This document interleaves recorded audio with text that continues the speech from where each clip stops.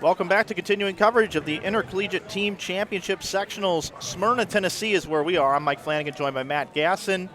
And we have games 17 through 32 for you here today. We streamed games 1 through 16 earlier this morning.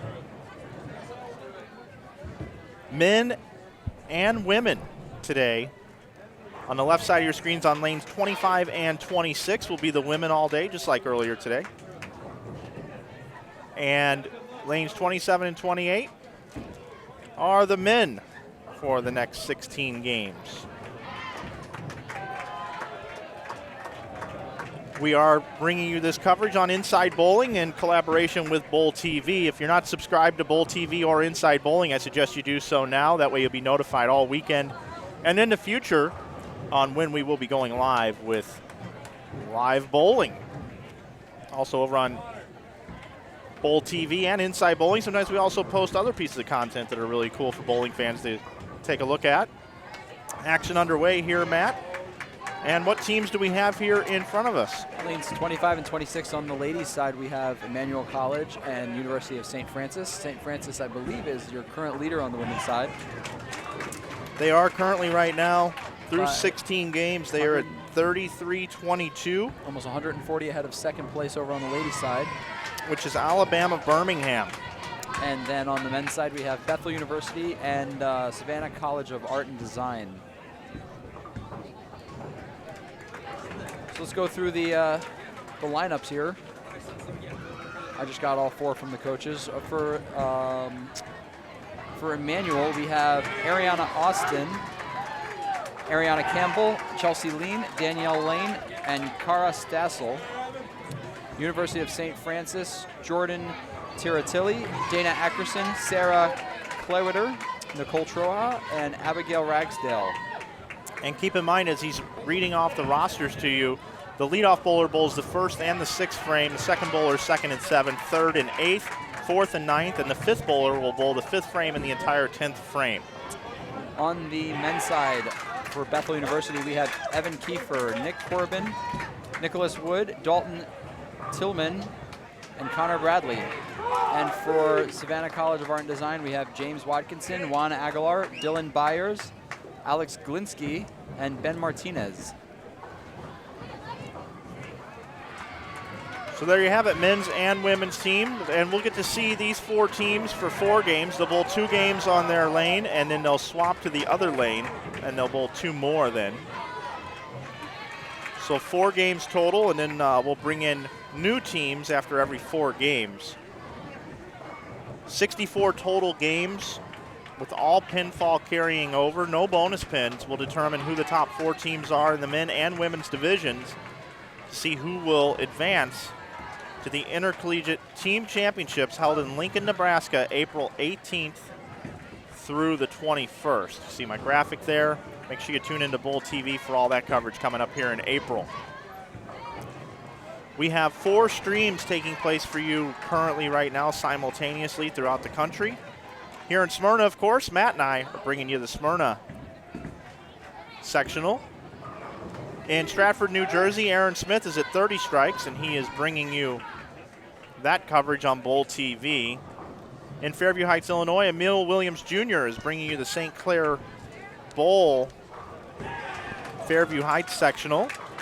And then our friend Craig Elliott is down in Dallas at USA Bowl. He is with Bowl Stream TV, but he's streaming on Bowl TV today.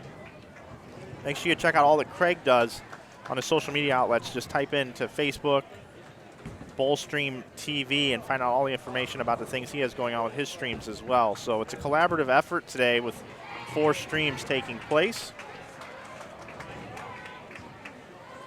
First time sectionals have been streamed in all 4 locations ever on Bowl TV.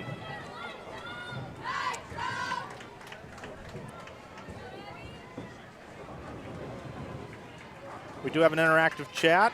If you have any questions for us or would like to interact with us throughout today's broadcast, you certainly can right here on YouTube. If you're watching an archive version, you can still type in the comments, but we're not going to interact with you if you're watching an archive version. And also, here at Inside Bowling, we do have a new merch shop. We're doing some crowdfunding that way to upgrade some of our cameras and do more in bowling. So if you think about it, or you've been on the website and you like some of the designs of the shirts that we have and stuff, pretty affordable prices, but we'll give you 15% off this weekend with coupon code YouTube. Coupon code YouTube will save you 15% over at InsideBowling.com.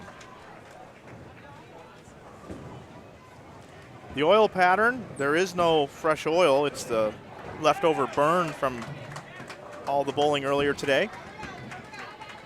It'll be interesting to see how the players attack the lanes as they break down. We saw earlier that the women's scores were actually higher than the men's collaboratively across the board. Yeah, collaboratively. It was a pattern that called for some straighter angles through the front part of the lane on the fresh. That's going to kind of favor the women more than the men. I think that we're going to see the opposite this afternoon as the pattern breaks down. I think the men are going to start putting up some scores, and hopefully we can have some fun on these live stream pairs. I'm already looking around. I see, just looking at the guys over here, I see a couple of strings, some big games going. So yeah, I think it's going to be a higher scoring afternoon here.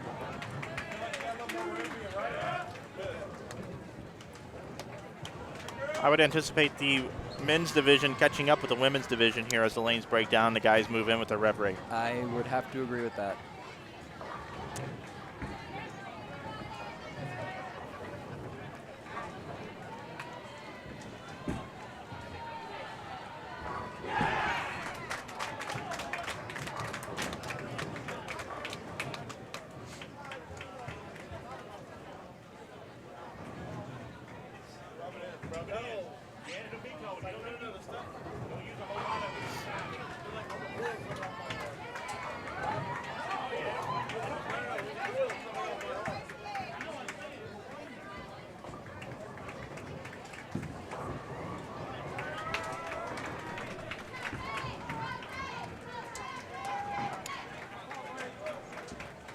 All right, halfway through, a little more than halfway through the game one here.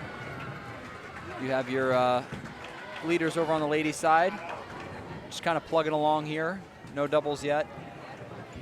Open in the first frame, clean other than that. They can strike out for 217 here in the 8th, 9th, and 10th. Emmanuel College over on the other lane can strike out for 217 as well.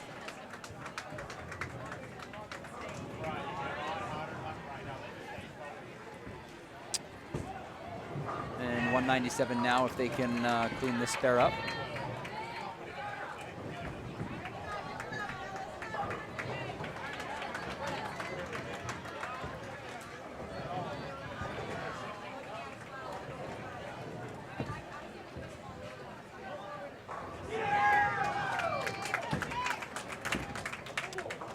Over on the men's side, halfway through game one,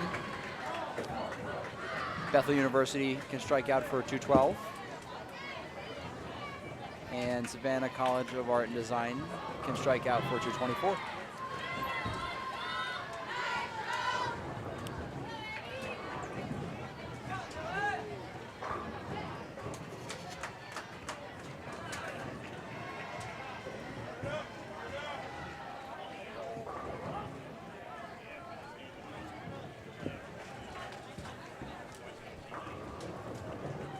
Yeah, I'm looking across the board here, Mike, and I see nothing but 200 games just off the screen here to the right of this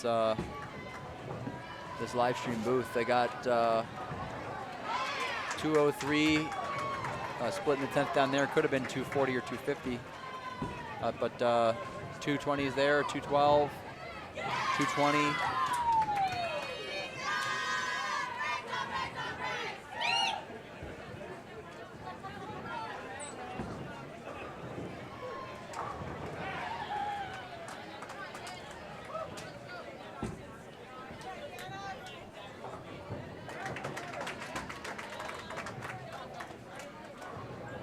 St. Francis is going to save this game a little bit. They've got themselves into the low 2-0s there, at least.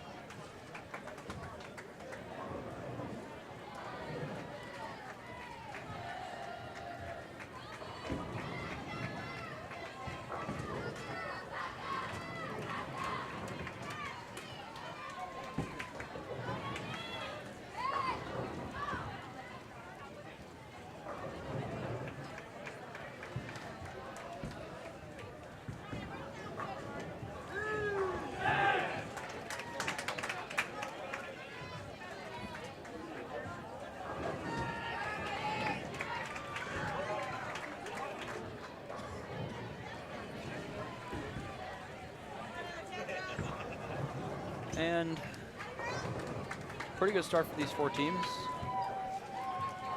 Yeah, I would say so. Right out of lunch. 2:06. Sometimes you just feel different. You know, you get that food in you. It's almost like your equilibrium's off just a little bit. It takes you a second to kind of burn it back off and get back into the swing of things. I usually don't like to eat when I bowl. I bowl much better on an empty stomach.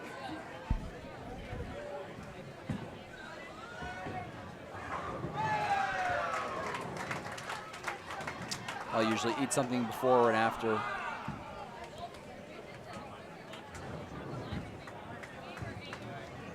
You know, in Europe, on the European bowling tour, you're not allowed to eat when you bowl.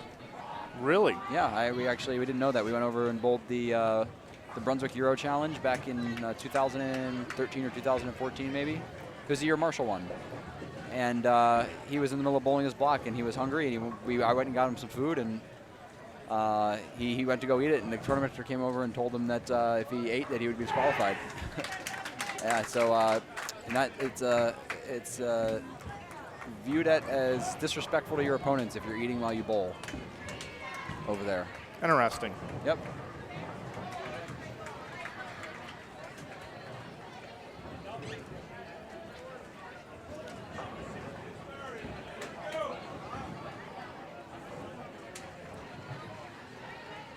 You might be allowed to sneak in like a little granola bar or something, but you can't be eating like, you know, a mozzarella sticks or a sandwich or something like that. You're not allowed to wheel in your own buffet, Not salad bar? Yeah, not allowed to wheel in your, no cheeseburgers, no peanut butter and jellies or ham sandwiches or anything like that. Well, it's not paradise without a cheeseburger. No.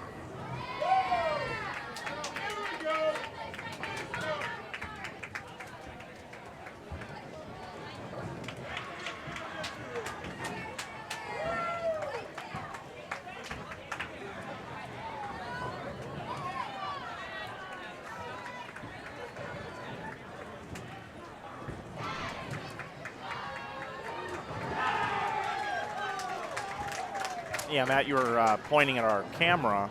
We, for whatever reason, the battery pack gave me the wrong indicator earlier. It was lower than I thought it was, so it's charging. Oh, okay. Yeah, I was wondering. I was like, should I go fix that? I'll ask him. Yeah, we need this guy here to charge up. Yeah. So we're gonna just let it charge for about an hour. Unless something happens, then we'll plug her in and we're good to go.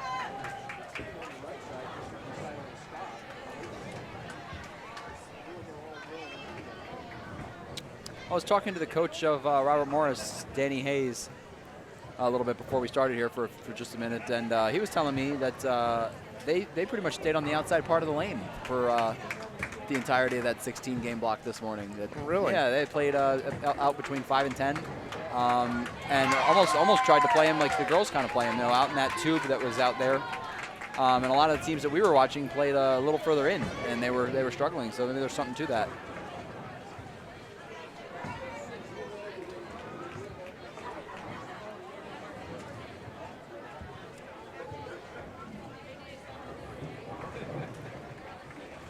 I know historically Robert Morris is a higher rev rate team, and they tend to do whatever they can do to move left as quickly as they can move left. We are now moving into game 18, correct? Yes, we are in game 18. Updating the graphic. No.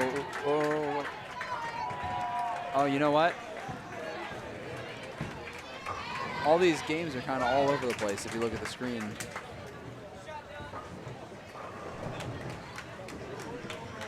Yeah, they are. Yep, but they're in the second game of this first block here in the afternoon. Yep, and I'm going to be right back. I'm going to work on something kind of cool if I can. So give me just a memento here. Uno momento.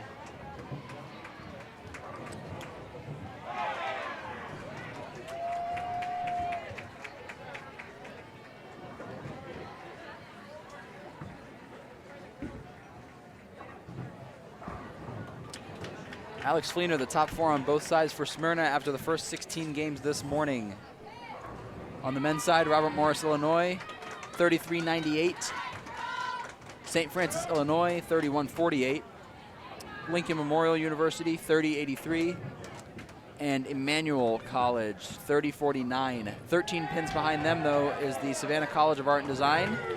And then in 6th place, your #1 seed in this region, #2 ranked team in the country, University of Wisconsin-Whitewater. They're sitting in 6th right now with 3,005. They're about just short of 50 back from top 4. On the women's side, St. Francis is leading with 33-22. Alabama Birmingham, 31-88, is in 2nd. In 3rd, Savannah College of Art and Design, 31-76. In 4th, Robert Morris University, Illinois Lady Eagles, 31-17. In 5th is Pikeville, 30-74. And in 6th is Maryland Eastern Shore, 30-27.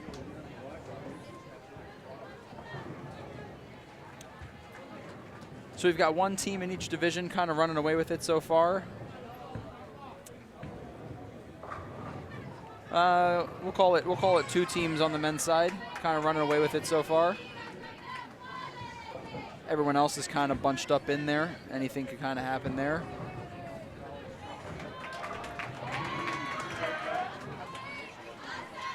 Yeah, I'm looking down left to my left and to my right, and there's quite a few strings going. So a bad set in this afternoon block here could definitely hurt you with the way that the scoring pace is looking like it's going to end up shaping up.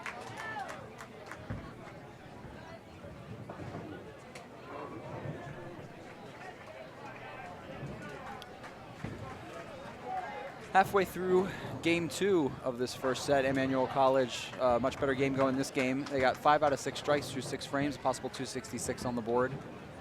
St. Francis clean through 6 frames, possible 238. 248. With that 7 count, possible 228.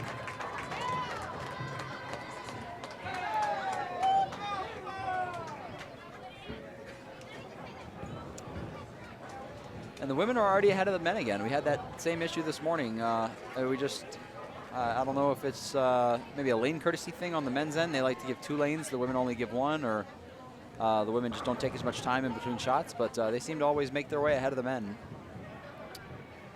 They were almost game and a half ahead of the men this morning, and they're already about 4 frames ahead this afternoon.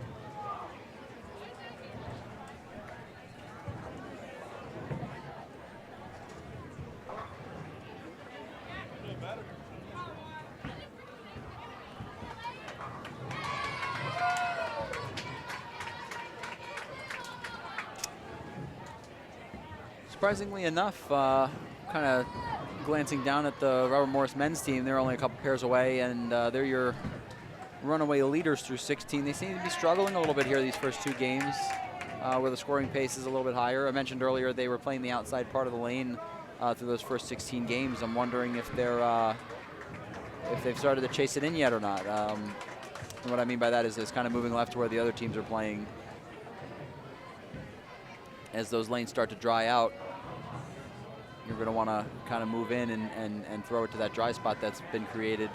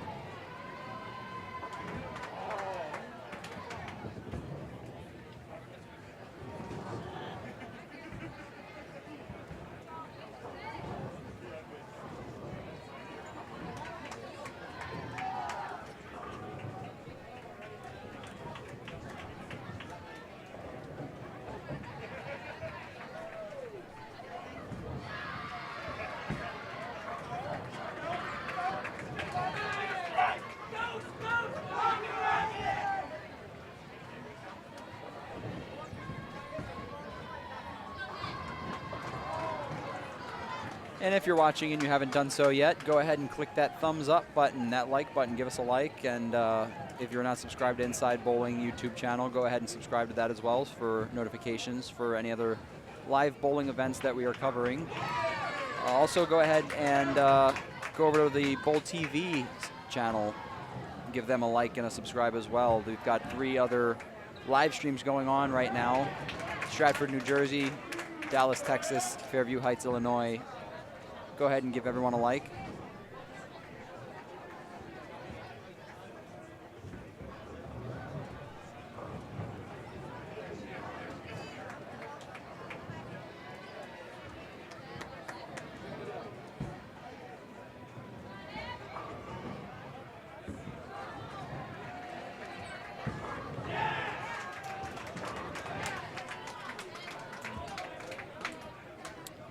All right, game 2 wrapping up here for the women.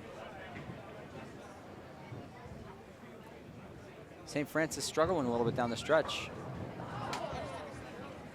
Hoping to clean this spare up here and get some good count to get into the 170s. Emmanuel College finishing in the high 180s. Savannah College of Art and Design a little bit ahead of their lane companions, Bethel University. They're going to get in the 10th frame here with a possible 225 on the board.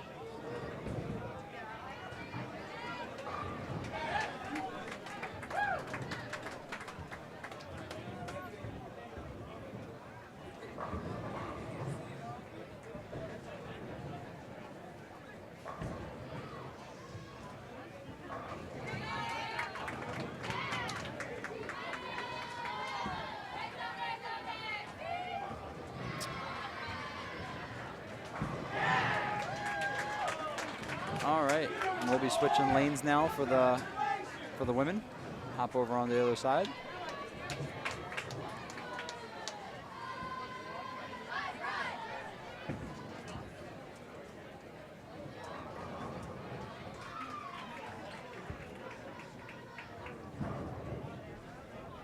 I'm not sure what Huntington University finished with their second game, but their first game I believe they had in the 220s. The second game they were on pace for 2-teen. They may have finished with 2-0, but they're starting out this third game with spare triple. They're on pace to put together a pretty nice little set here. Let's take a look and see where they're at. They're in 8th.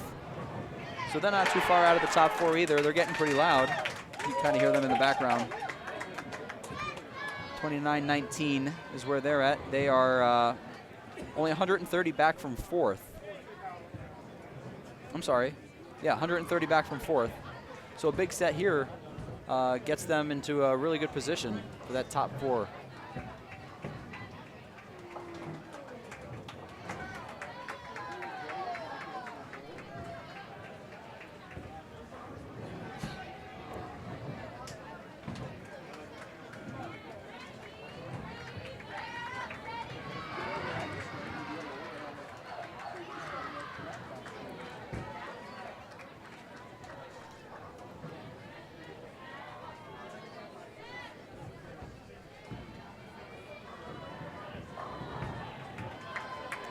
Savannah College of Art and Design finishing with a clean, solid clean 214.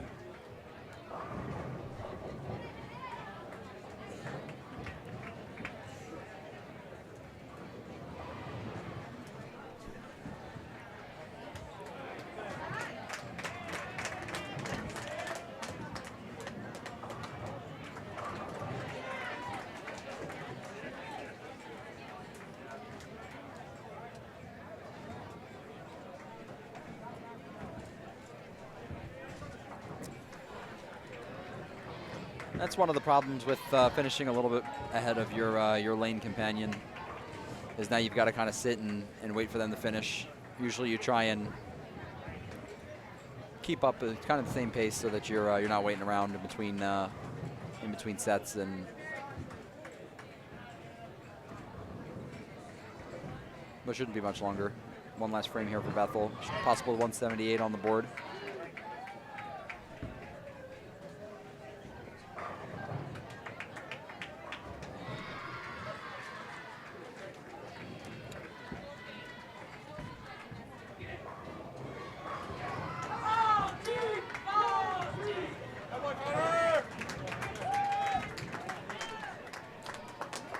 Huntington University just off the screen to the right, still with a really solid game this game. Possible 262 on the board.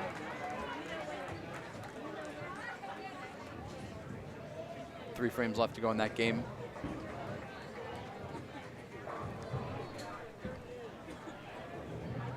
So yeah, they could be potentially looking at putting up the first 900 series of the day for 4.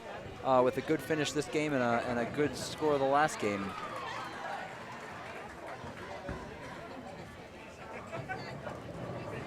Matt, I got lost.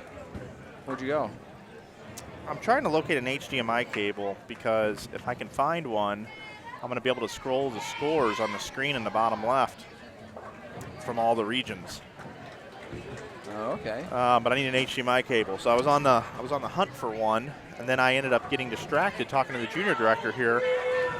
He remembers me from when I bowled the first junior gold qualifier when this place opened in 1996. And we were reminiscing about that for a couple of minutes. And then trying to get back down here, there's twice as many people watching this squad that were watching this morning. Oh, there's a lot more people here this yes, afternoon? You cannot move. Like you just can't get. I couldn't imagine ordering something from the snack bar and having to walk to go get it. Well, and the other thing to consider too is that it's after lunch now, so everyone came back a little bit bigger. Oh, yeah, that's a good point. They don't call you the best in the business for no reason.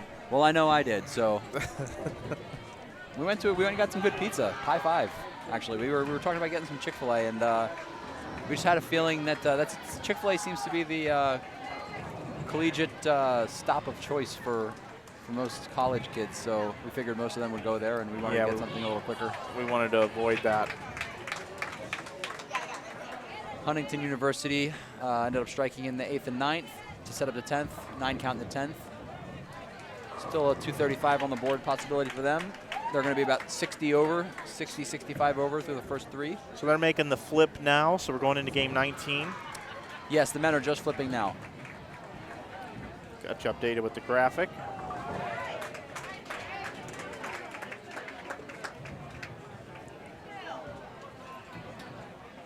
The women are already halfway through game 19. I was mentioning before about how we finished that first block of 16, and the women were about a game and a half ahead of the men, and they're already 5 or 6 frames ahead of them through one Baker set here.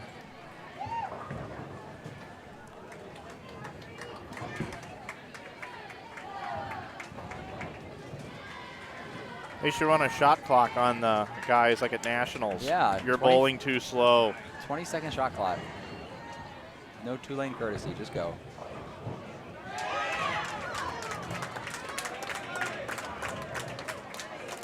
Nice game there for Huntington. They finished that one out for 235.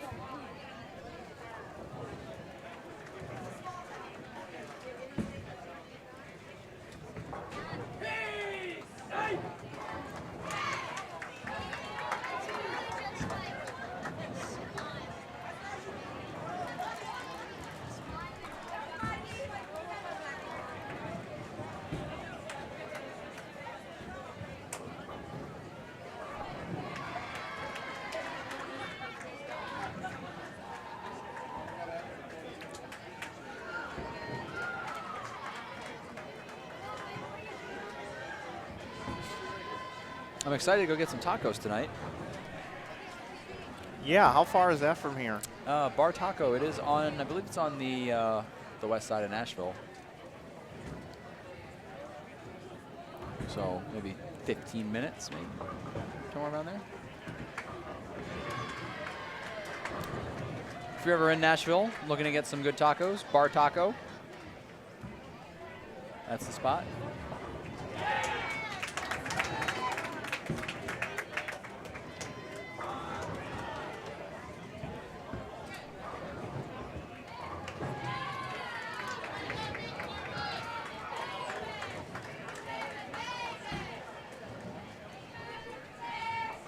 There's another good taco place actually called with Satco, abbreviated for San Antonio Taco Company.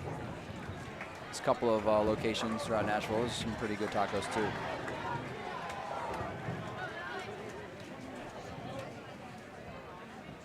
There was a young boy who reenacted the miracle speech from the United States hockey team. His name was Josh Sacco from the Nashville area. Oh, really? He delivered the speech, the miracle speech, as a little kid. Got to do it opening night, Yankees against the Red Sox on ESPN also, and also appeared on Ellen. Josh Sacco. He's a teenager now. Came out and he goes, "Great moments are born from great opportunities." You know what? I think that's I remember what you that. have here tonight, boys. One game. If we played them 10 times, might win 9, but not this game. Not tonight. Tonight, we skate with them. That was a great speech. That was a great movie. Herb Walsh, right? Yep, Herb Walsh.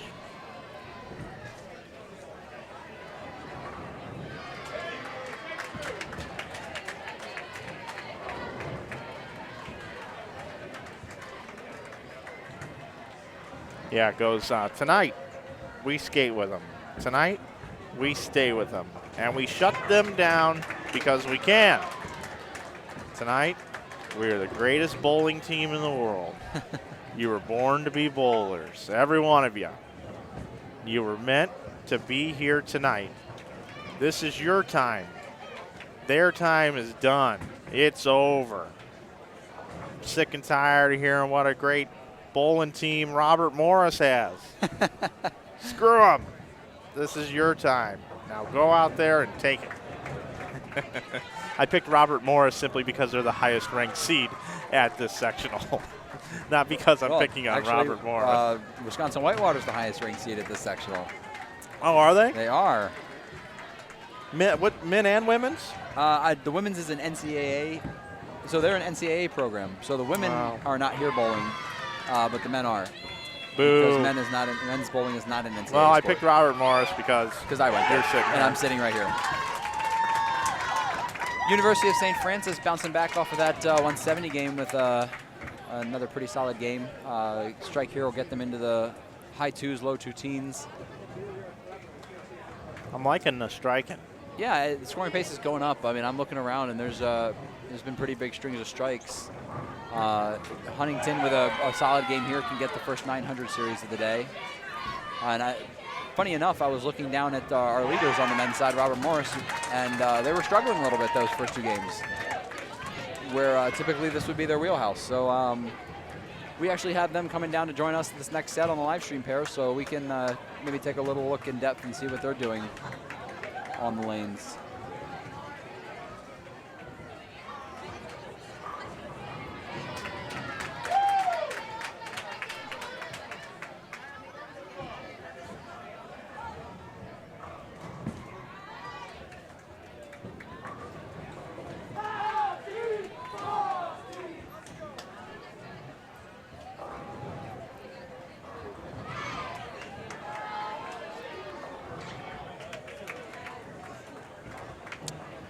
Tiger Woods birdies 2 out of the first 5 holes.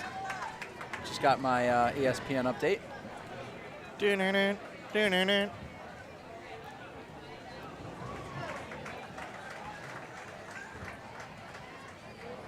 It would be incredible. I mean, everything that he's kind of been through off the golf course and on the golf course with his injuries.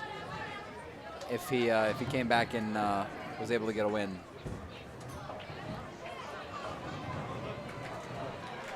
And I really think that's all he needs to do to get his, because he just needs a little bit of confidence. If he can get that confidence back, I think he'd be a contender for a major at some point.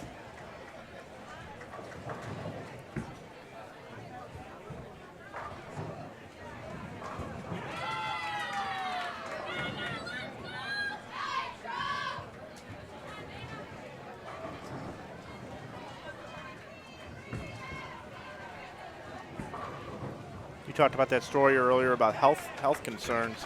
Every time I get on an airplane anymore, man, I get a little something in my nose. Yeah.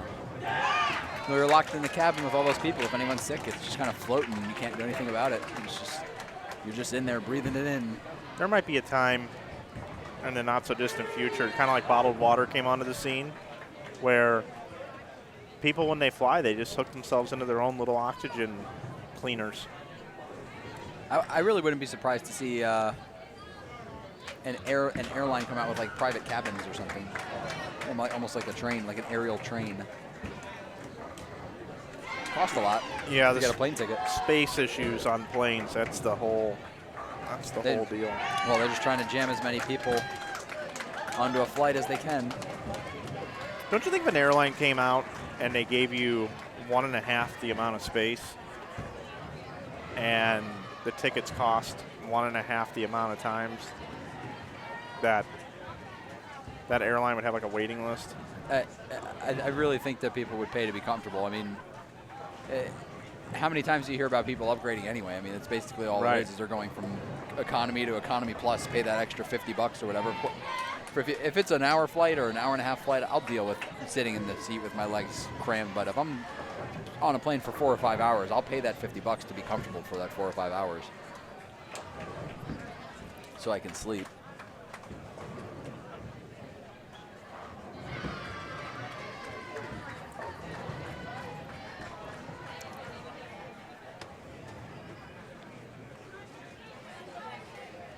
I've had a couple of orders come through the InsideBowling.com store. I want to thank those of you that are watching that have just purchased a shirt or two. Thank you so much. Using coupon code YouTube saves you 15%.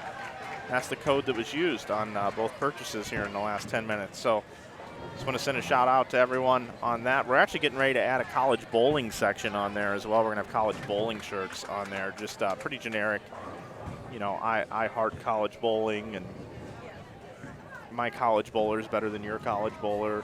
You know, just fun stuff like that.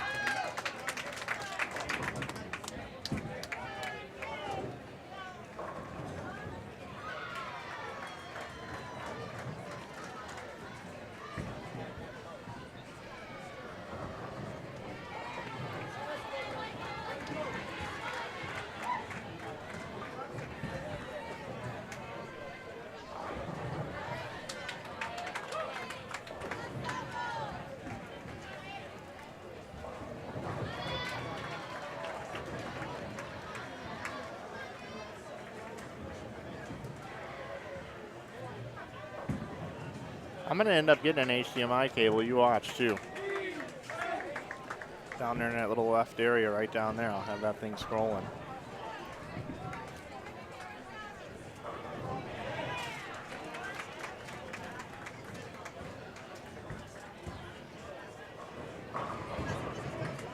Huntington University finishing up this game with 188 or so, high 180s. It's going to give them around 850, I would say. Solid start to this this afternoon block of Baker Bowling. 186 for them. And they're in 8th, so they're going to move up probably a spot, maybe 2. University of Wisconsin-Whitewater men still sitting outside of that top 4 number in 6th place.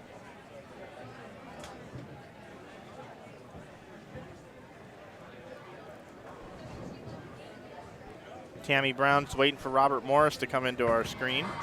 Yep, they will be joining us. They got one more game of men's bowling here on 27 and 28, and then they'll be hopping on over.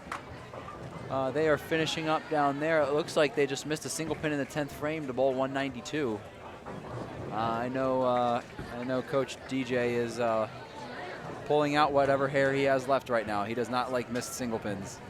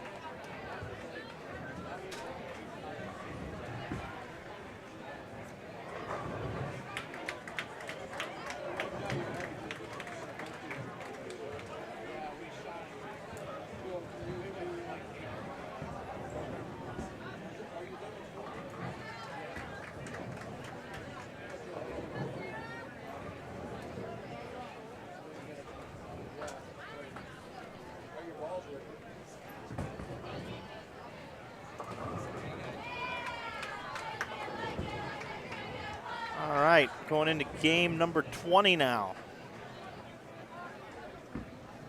Game number 20 well underway over here on lanes 25 and 26, but the guys just now switched over to game number 20. Don't forget, we'll be here today through game 32, and then back tomorrow morning to bring you 33 through 64. Yeah, but in the morning we're going to be to what, 48? Yeah, 48. Yeah. I thought you were the math. Oh, you were a math expert. Did you call I yourself? don't know. I need a nap or something. Couldn't figure that out.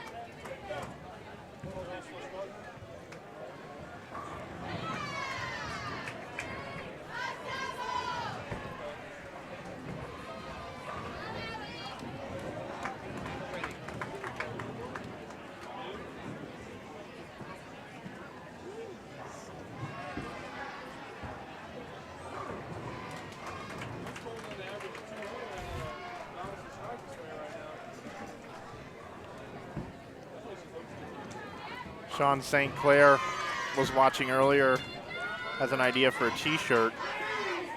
Says, I don't always follow college bowling, but when I do, I follow vacant. Yeah, you know what? I actually, I don't think vacant's bowling the squad. I think I voiced my opinion strongly to Gary during the break, and I think he kicked them out. Did he really? I saw them driving away in their invisible van. No kidding. Well, I'm glad you finally did something today. Well, somebody had to do something. I mean, what they were doing was just unacceptable out there. Oh, I stand corrected. They're right in front of us. Bacon is bowling with Huntington University, just off the screen there. Okay. They made their way back in the building. Maybe they were just going out to lunch.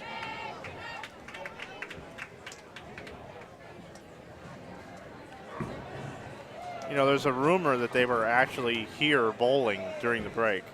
Yeah, I wouldn't put it past them. They're shifty-eyed.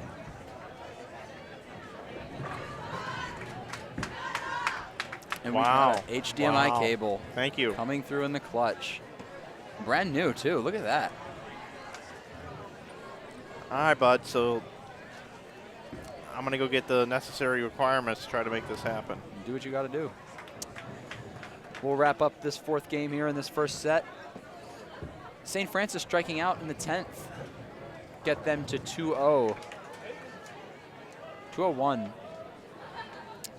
Good save there. Decent start to their set. I think they had 3 out of 4 games over 200 there. So they will remain in that top spot. They are about 140. They were about 140 pins over second going into that set.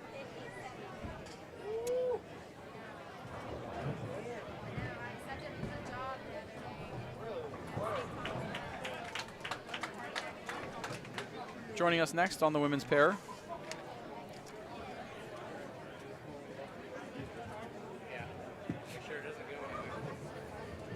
Florida State and Alma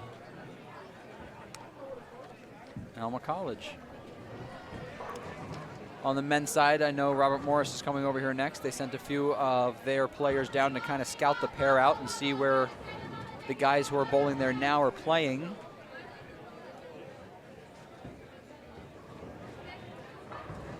Oh, Huntington, right next to us. They just bowled a really big set, so they'll be Robert Morris University, the current men's leaders, and Huntington University coming off a big set will be on the men's live stream. Hopefully put up some scores.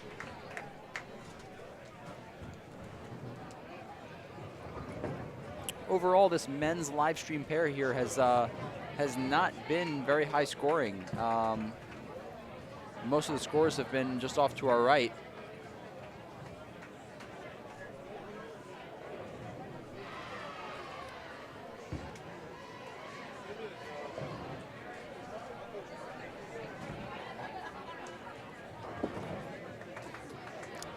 Is there a men's team? Just want to see RMU. No, there is not just a men's stream unless somebody is streaming via Facebook Live,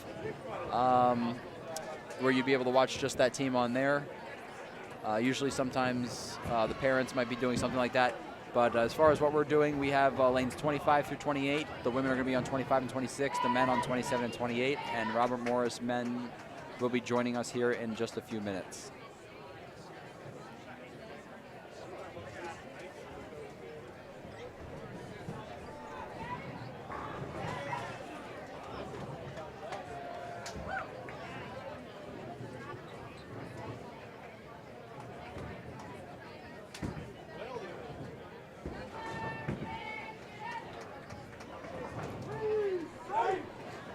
Savannah College of Art and Design through 6 frames, possible 246 still on the board.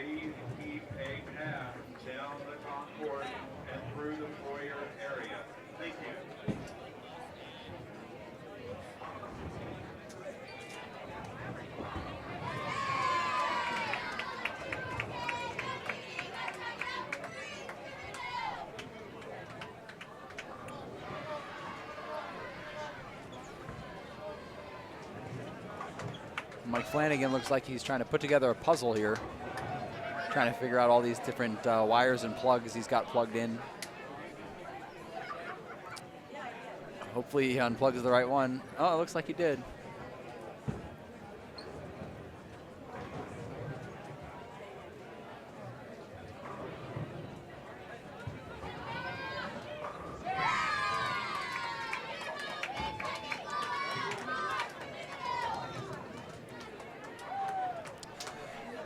Tyler Theobald, the scoring update for USF men. They are nowhere near us down here on the live stream. They're probably down on the other side of the building. I can tell you through 16 games. Oh, they are not in this. Yeah,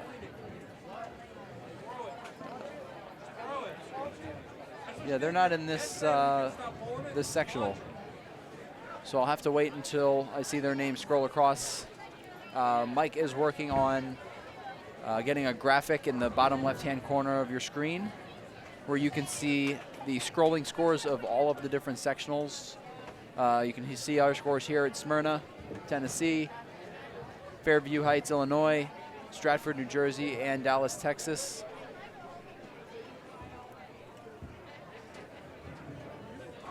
So we'll have that up and running here for you hopefully within the next several minutes.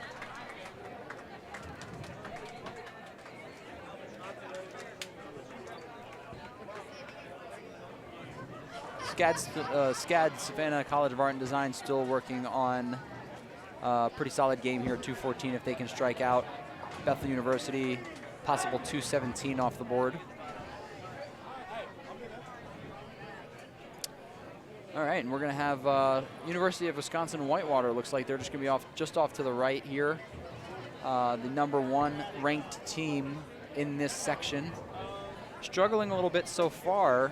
They're in 6th after 16 games. Not entirely sure what they bowled that 5th block there.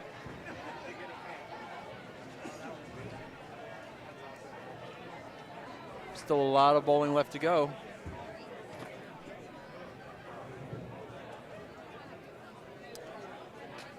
Mary Kate Glinsky, the SCAD men are on right now. They are finishing up their 4th game.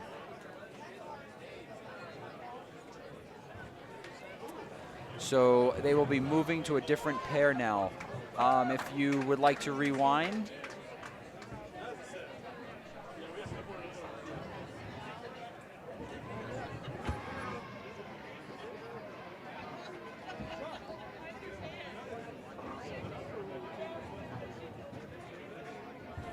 So yeah, if you want to rewatch the Savannah College of Art and Design men, you can rewind this live broadcast back to the beginning of this block and watch their 4 games over again.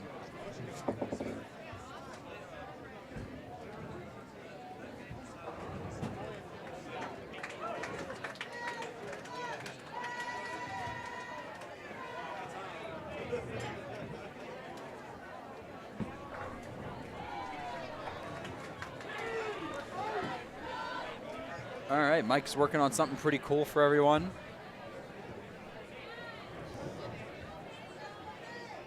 I see it up on his screen.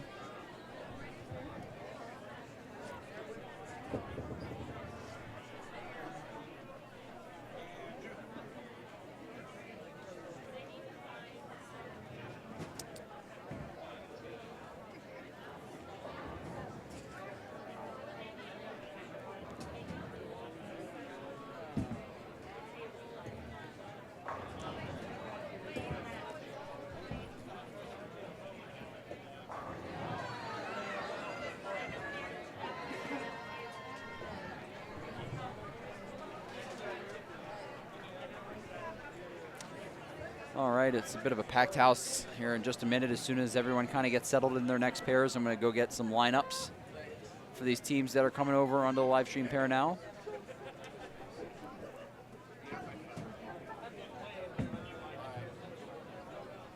There's got to be, there's got to be almost over 1,000 people here today. Would you say, Mike? Yeah, I mean, it's packed house here. And this is not a small bowling center. There's 52 lanes, I believe.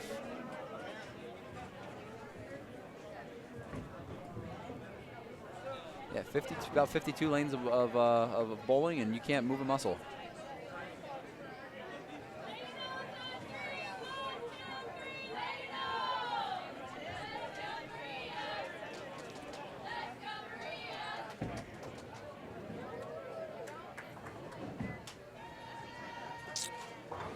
All right, joining us over here,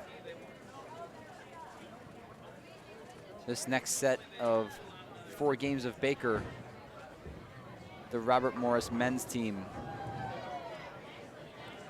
and Huntington University. All right, everybody in the chat, I need your input on whether or not this is readable and whether or not you like it.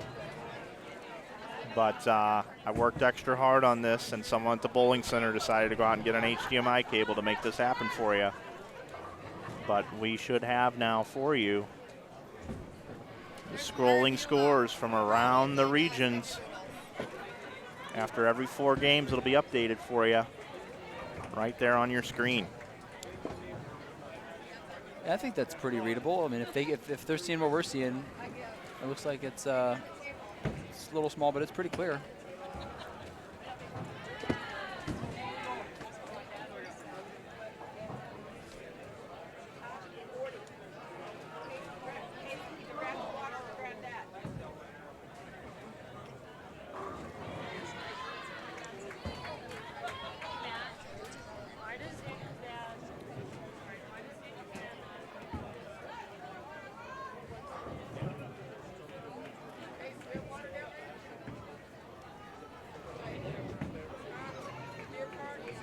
So there we go. You got your scrolling scores down there on the bottom left. A little extra effort out there always does some good. Good, glad there's a lot of positive feedback in the chat. Glad everyone is digging it.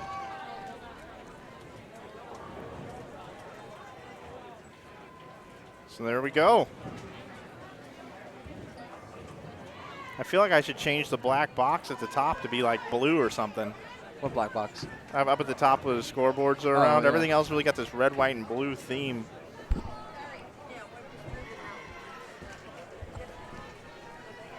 But there you go. Those will be updated in real time after every 4 games around the region.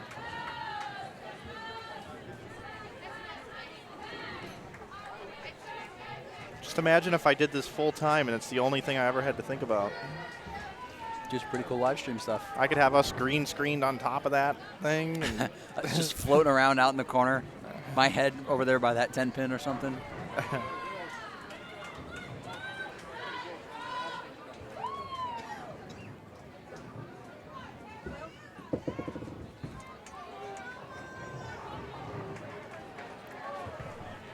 All right. The guys are just getting settled in over on their new pairs. The girls have already started. Florida State off to a pretty good start. Spare double. Allen College. Split, strike, and looking to clean up this spare here.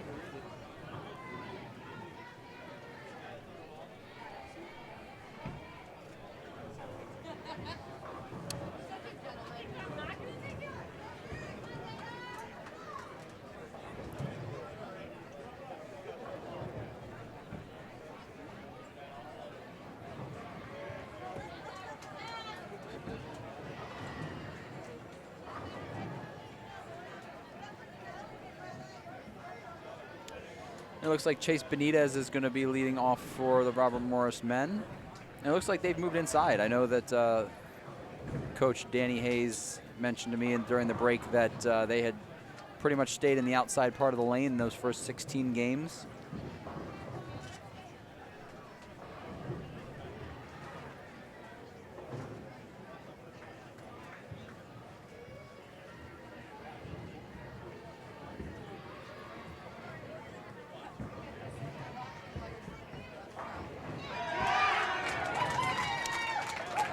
Huntington strike that first shot. They bowled with that vacant team that we don't like so much.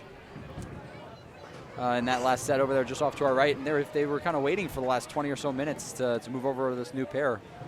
So that strike that first frame after that little break, it's a good start.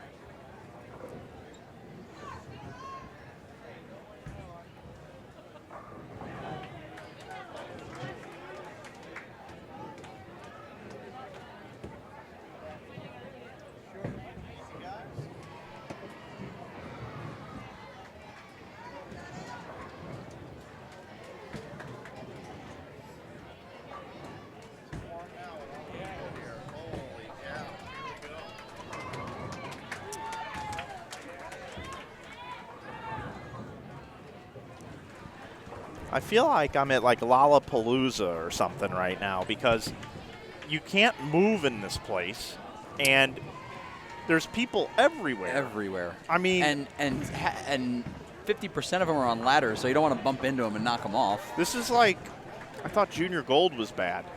This is this is worse. It's a mad. I mean, this is how college bowling has been for years. It's such an incredible atmosphere. It's a great. It's every great tournament too. It's like a great situation to have here. But holy cow.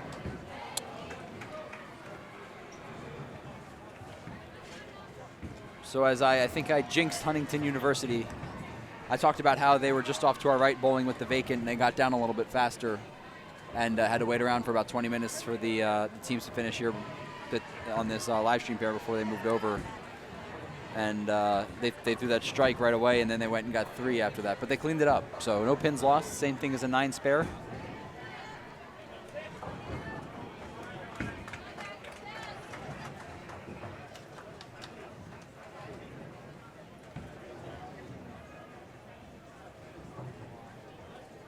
All righty, Rudy.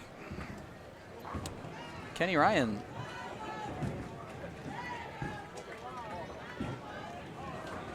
Sir Kenneth bowling on lane 27. Ooh. Almost a blower 710 there.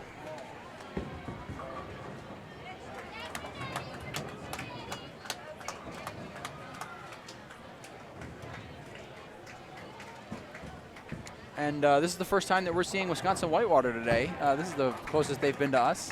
They're just off to our right. And they're not off too great of a start here this set. I'm not sure what they bowled their first four games this block. Starting off this block, spare open strike.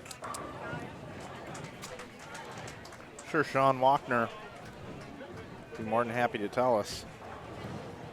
Yeah.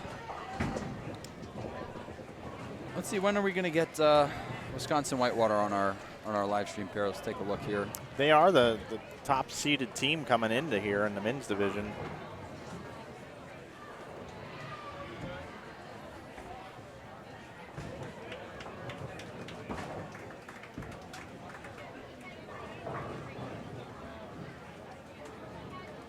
Wow, we're only going to see Wisconsin-Whitewater once on the live stream pair the whole weekend. And it's going to be the third to last set of 4 Baker games tomorrow afternoon.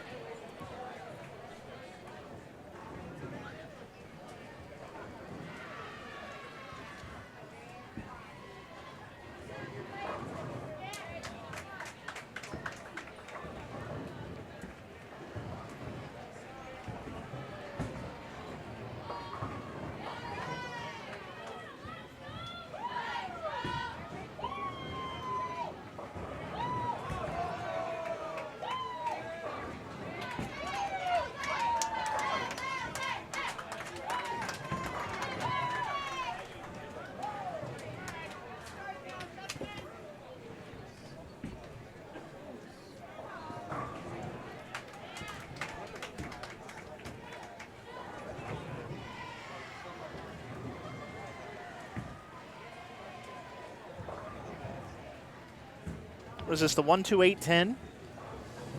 This is the 1-2-8-10 washout by the anchor bowler. Yeah, I'm not sure who's anchoring. I can't see. Oh, looks like Brian Bourget, maybe? Yep, two-handed bowler.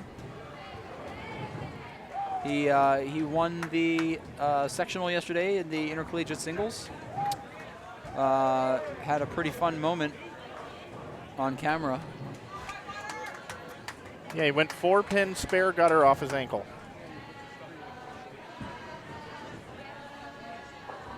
Somebody singing? It's another chant. It's just a chant.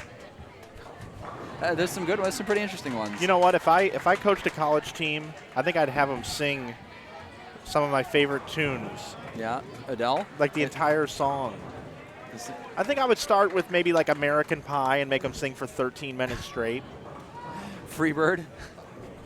Maybe You Can Call Me Al by Paul Simon. We Didn't Start the Fire, Billy Joel. Stairway to Heaven.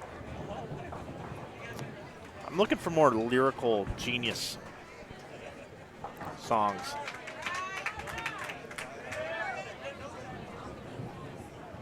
Piano Man? Piano Man would be a great, that fits the mold, yes. Just imagine if all of a sudden my team came over to your pair. Just bursts out into Piano Man. As soon as there's an open, they have to start singing as a group. It'd be like Glee for bowling. All of a sudden they're like, please don't miss the spare, please. Oh, man. God. A long, long time ago, I still remember how that music used to make me smile. And I knew if I had my chance, I could make those people dance, and maybe they'd be happy for a while. February made me shiver with every paper I delivered. Bad news on the doorstep, I couldn't take one more step. I can't remember if I died when I read about his widowed bride, but something touched me deep inside the day the music died. And they were singing. Yeah, that would be my team. And I bet they would open less.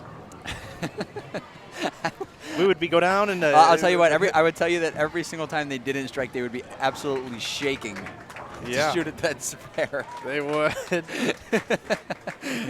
They're like, no, not again. And I'd have a playlist. I'd have like a set list set up for every time they missed a spare. That's the next song you got to sing. And there'd be ones on there where they'd be like, oh man. You know, when Madonna's Vogue hits the set list, like a virgin, there probably wouldn't be an open for a very, very long time. Well, congratulations, guys. You guys bowled 32 straight clean games. That's right. BYOB from System of a Down. I'm not even too sure anyone knows the lyrics of that song. They sing it so loud and fast that you don't even understand what they're saying. Yeah, these would be ballads. Definitely would be ballads. Katie Zwiefelhofer updated us with the score. Set 5 for Whitewater was 853, so they put a decent set together there. Yeah, it's a nice set. And after I said they didn't start so good this set, they ended up putting together a big string this back half. They're going to throw the last 6 or 7 strikes, last 7 strikes for 222. Yeah, how about 72 in the 5th and sheet? Yeah, 222 there for them. So it looks like they figured it out. As long as they keep up this pace, they're going to be moving into the top 4 in no time. And they're staying on that lane, so... Yeah, hopefully they're going to keep that strike train going. We'll keep an eye and see if they get 5 more for the Andy Verapapa 300. So why did that? How did that ever come about? Do you think? I mean, did he do that a lot? I guess so. I guess the guy or he was just vocal about it and said, "Hey, I just shot 300," and they were like, "Oh, really?" Yeah, I threw the last 6 and then the first 6. Maybe he was the first guy that just thought that was funny, that good of a thing. It was, yeah. Andy Verapapa 300.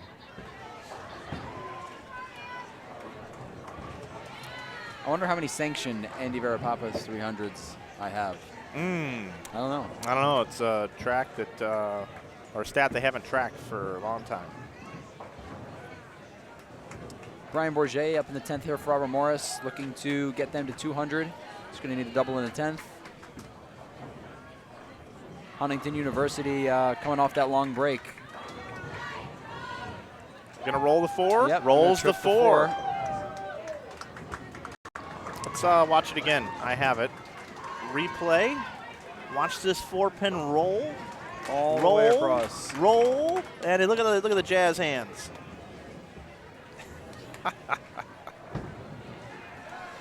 Oh, I love it.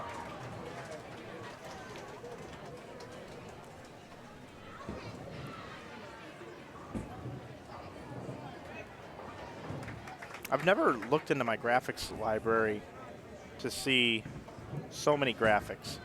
64 of them to be exact.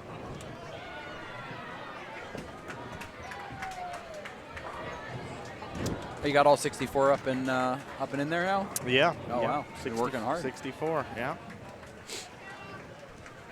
Brian Bourget up again. See if this one is a little less exciting. Just put 10 straight in the pit. He didn't like it. So 192.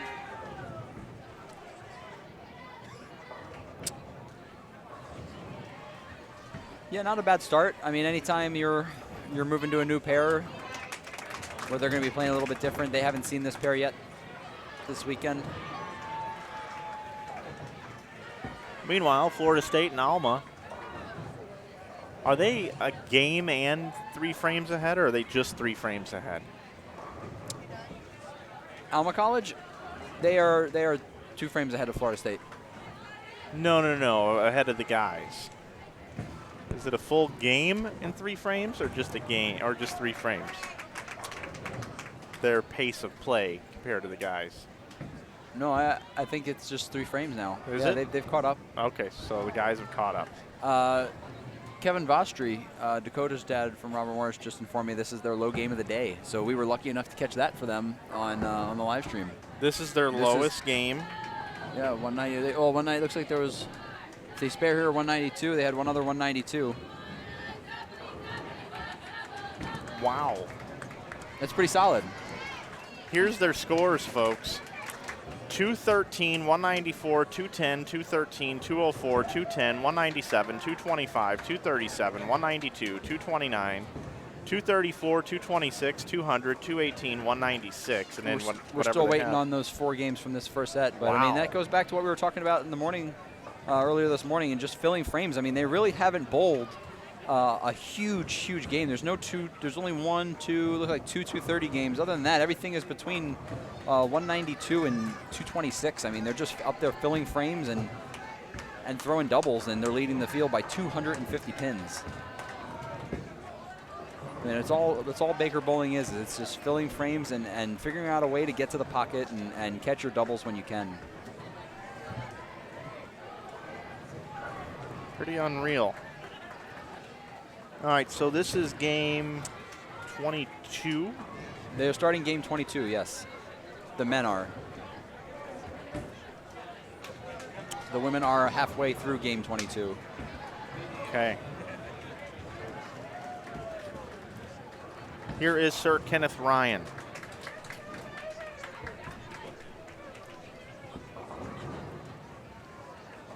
Lose the 3-pin.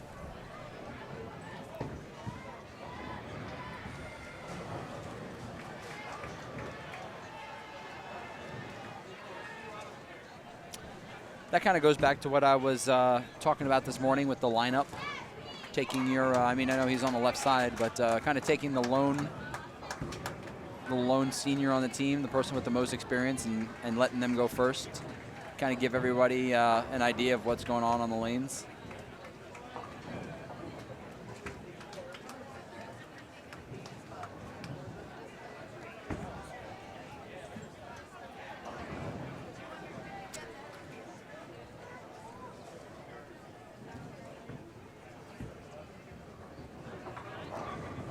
Kenny Ryan kind of reminds me of a guy that bowled collegiate just before my time. A lefty out of Central Missouri named Jason Kaiser. I think you said that earlier, and I didn't know who Jason Kaiser was. You said that, or I shouldn't say earlier. I think you said it yesterday.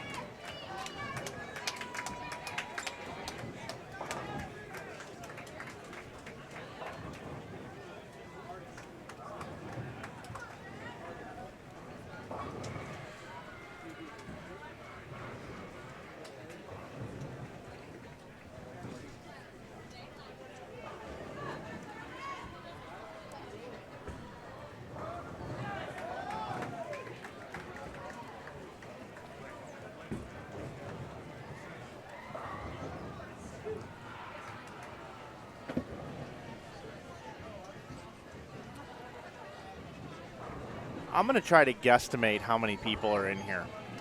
Well, let's how many teams are there total, and we'll multiply that by 8, and we'll get the bowlers, and then. Okay. Plus 2 for coaches, right? I would say 1.5 for coaches. Most teams only have 1, but there's some that have 2. All right. So we've got 35 teams here today. Yep. So let's 35 times 8. Let's just do times 10. Okay. Well, so we'll call it 350 people out on the bowling lanes. Yeah, and then I'm not going to count kids of coaches because there are some kids here too. Okay. So 350. Then back behind us, behind every pair. I'm just gonna kind of take a gander here. 1, 2, 3, 4, 5, 6, 7, 8, 9. I'm gonna take. I would take the over on 800. Yeah. Plus workers, plus. Yep. Plus us. Live streamers. Beautiful, yeah. Beautiful live streamers. Beautiful.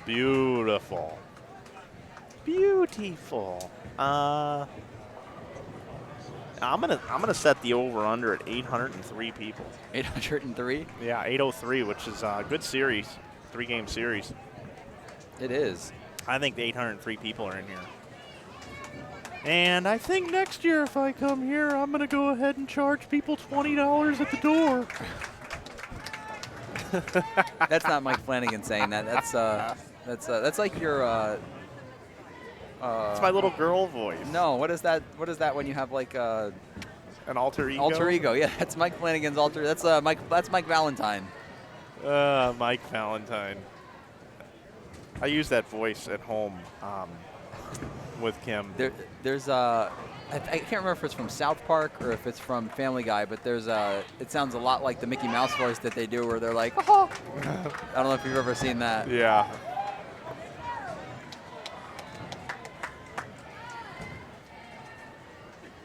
It's fun to pull out unexpectedly.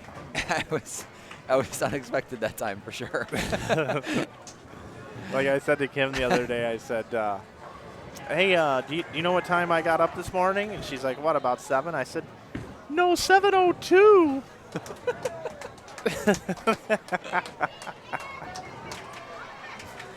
Well, we are jinxing Robert Morris here because they have not had a game under 192, and they had 192 here, right? Or was it 191 did they finish with? They finished at 192. It was tied with their other lowest game. Yeah, okay. And then now here we go. Let's see what happens here. They go 9 spare, 6 spare, 7-2. Yeah, I think that this pair is hooking a little bit more. I mean, I haven't been able to watch a whole lot of balls go down lane, but just from what I have seen, it looks like this pair might be hooking a little bit more. And then as soon as they try to throw the ball a little further to the right, it doesn't want to recover. So if I were them, I would take a big step left. And nobody's working harder than Alma College over here with 8 spare, 8 spare, a couple of 9 spares, strike, 9 spare, 8 spare, 9 spare, 6 spare, 9. And here's the interesting thing about this 9 count. It's become common practice on these two pairs that in the 10th frame, if you leave a single pin, that you're supposed to get a miss. So I am hoping, and I'm going to rely on Alma College here to go up there in the 10th frame and convert the single pin spare for a clean game. A clean potentially a clean 188. Yeah. That's tough. Come on, let's pick this up here.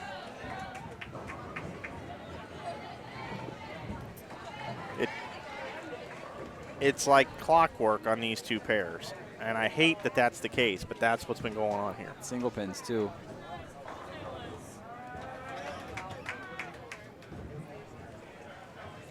You know, they said this building is haunted. Oh, yeah? Yeah. And the pins move as they're... I don't know. I'm just wondering if the center of the house is more haunted than the rest. I just saw another single pin miss over here. Well, Robert Morris here. Yeah, they seem to make a little lineup switch. Chase Benitez was the leadoff bowler that first game, and then they switched to Kenny Ryan, and then Brian Bourget was the anchor, and now it looks like Michael Martell is the anchor. I'm sorry, Dakota Vostri is the anchor.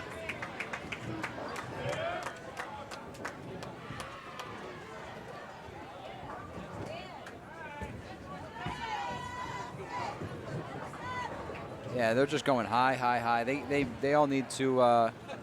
They're either going to need to take a big step left here, or ball down. Ball down, yeah. Yeah, it just looks to me like the balls are. There's a lot of friction in the middle of the lane, and so when that happens, there's obviously no hold, so you can't keep your break point too close to the pocket. But as soon as you try to move your break point further right, what you're doing is making the ball travel across that friction, and so it's kind of burning up as it's going across the lane, and it makes the carry when the ball, if the ball does get back to the head pin, the carry is a little iffy because it's used its energy. Kenny Ryan with a good shot there, leaves the 7 pin. So yeah, I think that they're just caught in the middle of some transition here. They're going to have to use this game to figure out what's going on. Alma and Florida State are going to be switching lanes here as soon as Florida State finishes. And there's another single pin miss on our pairs. Kenny Ryan misses a 7 pin.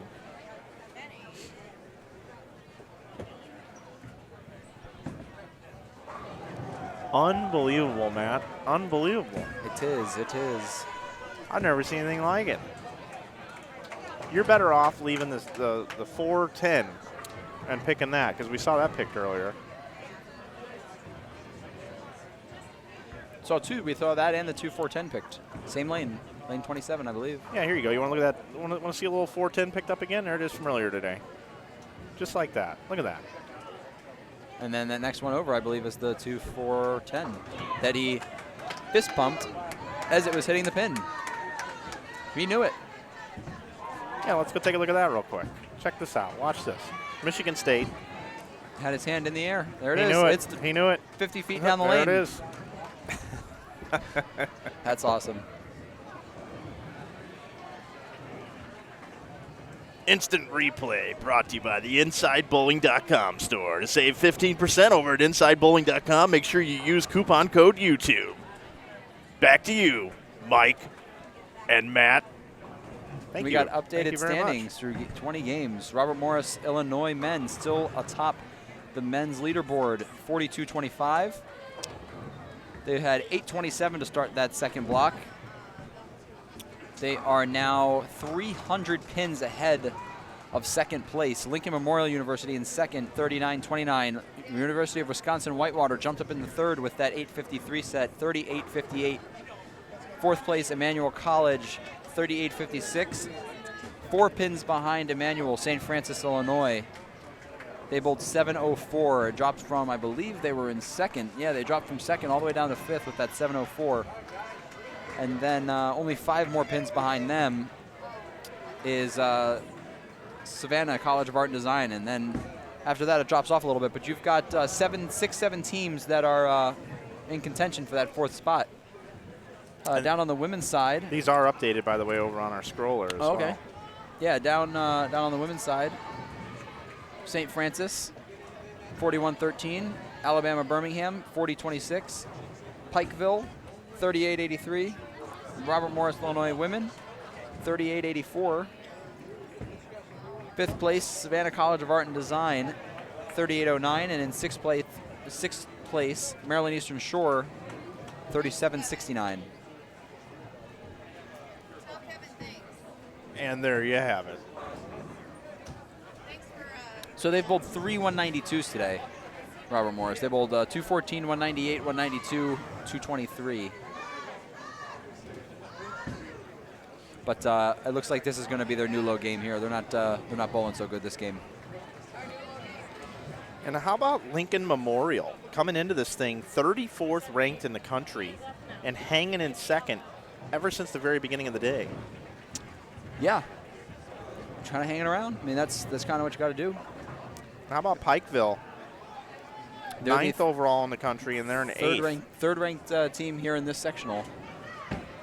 Although they are coming on strong. 191, 169, 201, and both 258. But 258 is going to help them out.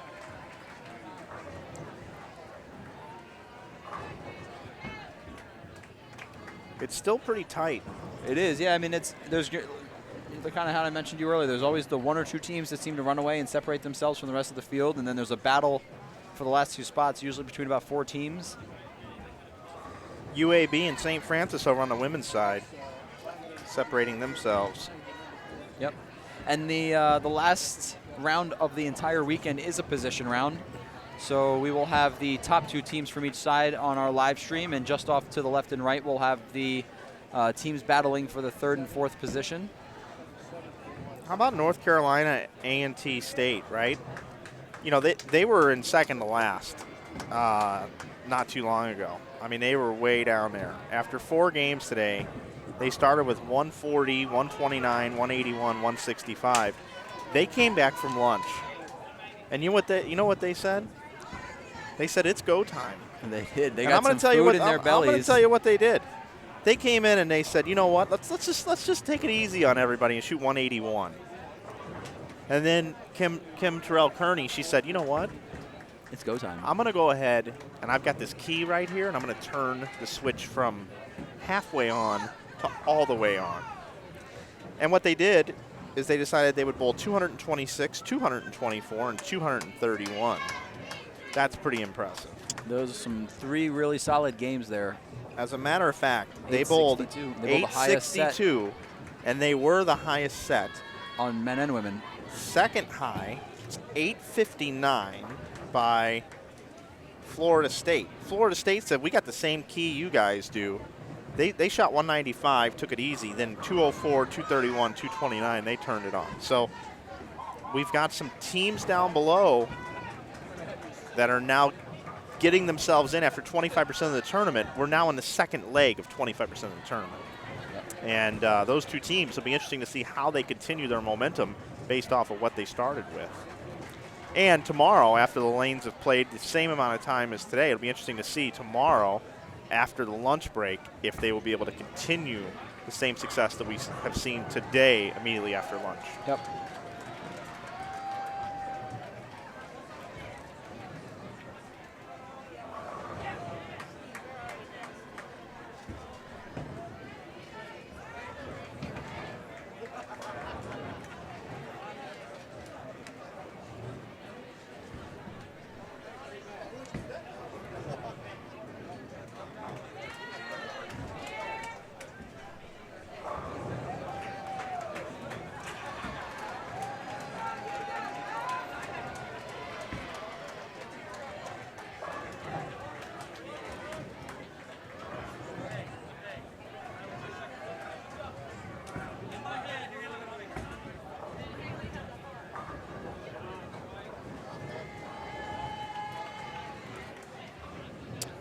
Dakota Vostri is in his home, sliding in the left gutter.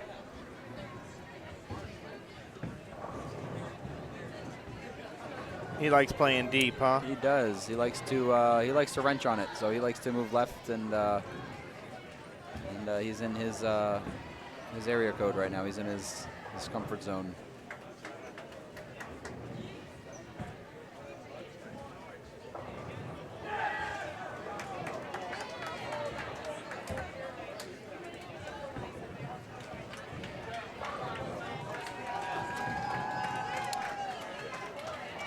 Who do we got going in?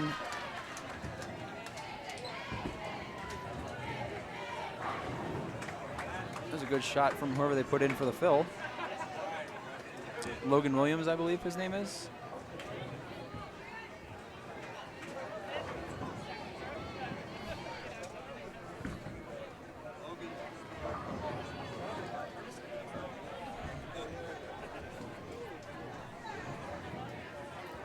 So Robert Morris bowls their lowest game right here on the just for us, live right? stream. Yep. Thanks, guys. Appreciate it. Well, lowest score, huh, fellas? Well, see you later. Big gulps, huh? Going into game 23 now on the men's side.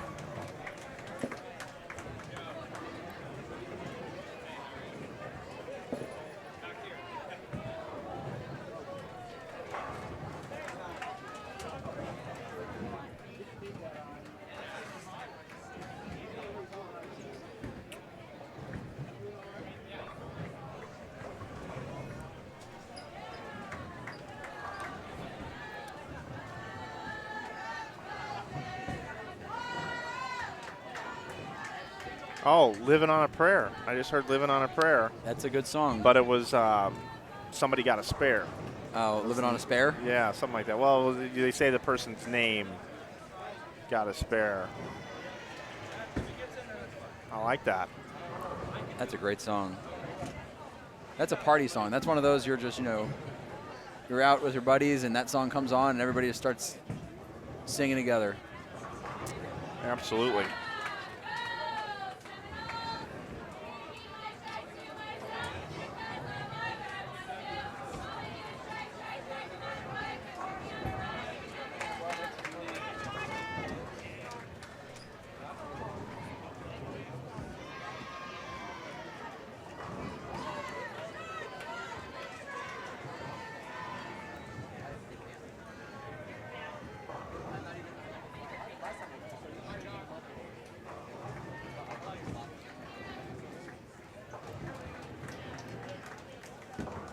Tough frame in the 6th for Alma.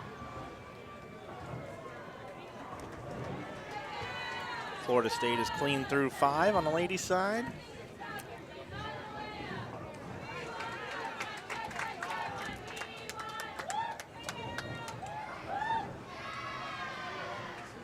Got the triple up.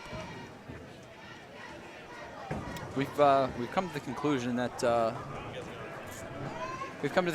that Robert Morris just bowls bad in front of me. I actually I went out and watched them bowl the first of the 2 tier 1s that they bowl out east during the Christmas time, and they bowled probably the worst they've bowled all year.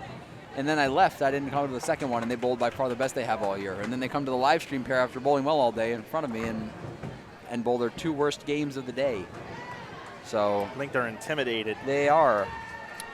I think they know I like to give them a hard time, and they don't want to bowl bad in front of me because they know I won't let them live it down.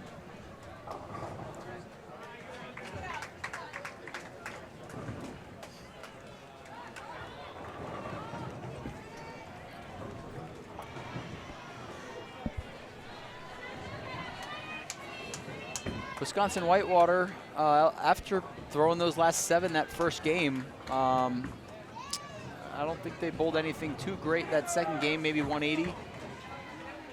And then they're about on that same pace again here. A lot of 6 counts, a lot of 6 and 7s. 6 spare, 6 spare, 7 spare strike, 6 spare, 8 spare, 8-1 to start game number 3 of this set. So whatever they're doing, they don't have very good control of the pocket. That's not what you want to see.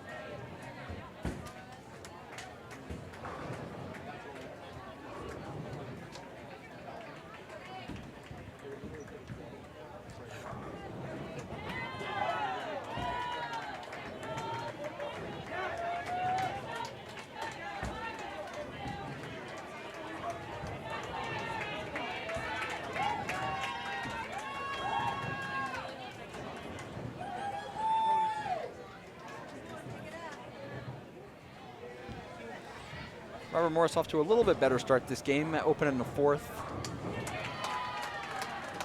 Florida State with a really good game there on lane 26. 244 chance here with a strike in the second strike in the 10th. They're going to bowl 230, about 230 231 probably.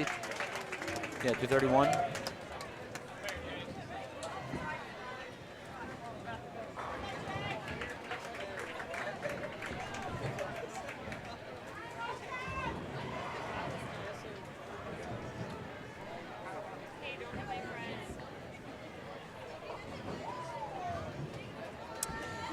Another 180 game there for Wisconsin-Whitewater.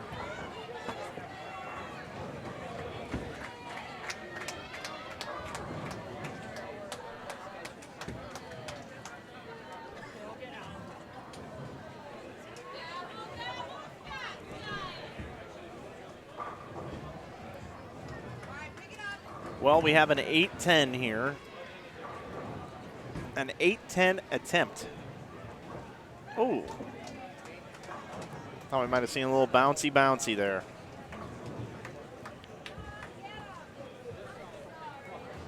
And we have Brian Bourget. Oh, no, that was Logan. I was going to say, we got people up in front of the ball return, it looks like, on lane 28. They still got 2 more sets to go. Yeah. 8 games. Yep. After this game, 23 and 24. Yeah, they're quite dry there in the front and the mid lane there. I have a word for that. What do you call that? Toasty. Toasty, crispy. Yeah, they're quite toasty there. And the key is just really finding a way to get your ball through that first 20 feet the right way so that it can retain its energy properly.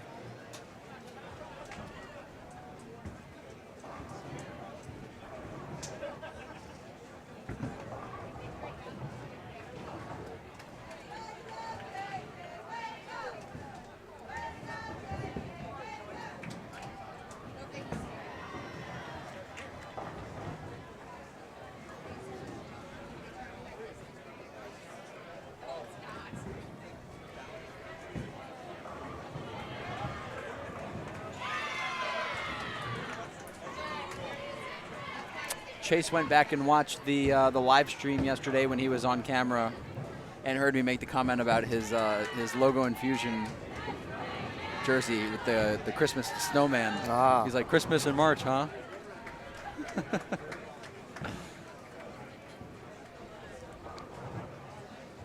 It's funny how what you say on here, people will watch back and remember.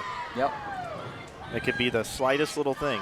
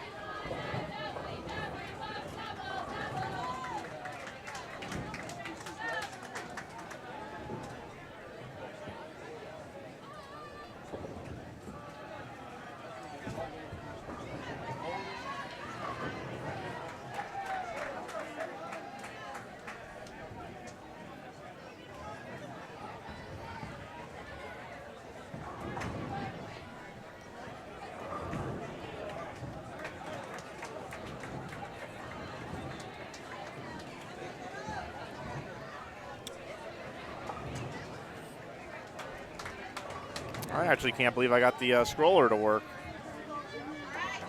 No problem. Still amazed at that. And the men are finishing up the third game of this set here. The women are creeping up on halfway through the fourth.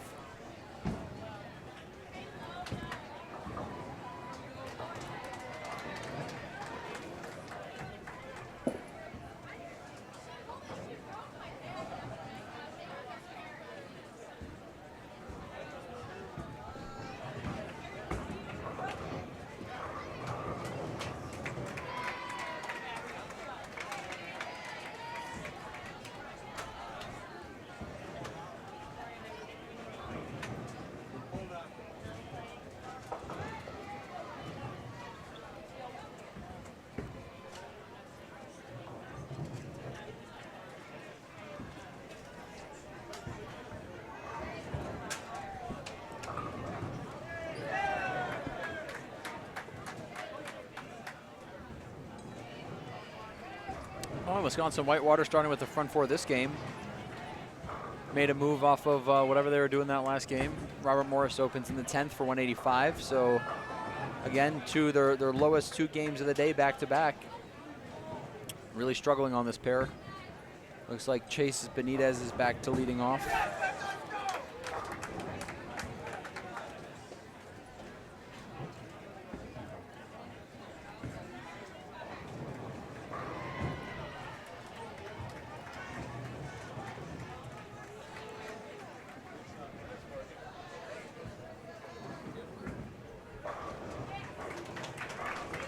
Ooh. I watch some of these balls go to the pocket, and when they leave corner pins, it just bothers me. We almost had a 6-9 taken out of the rack over there on 25. Every time I see a ball just float out there like that with a slight tilt at the end, I'm waiting to see the 6-9. Two out of a full rack. It's never fun. And it makes it difficult to make that spare because you pretty much have to go Brooklyn to pick it up. Yeah.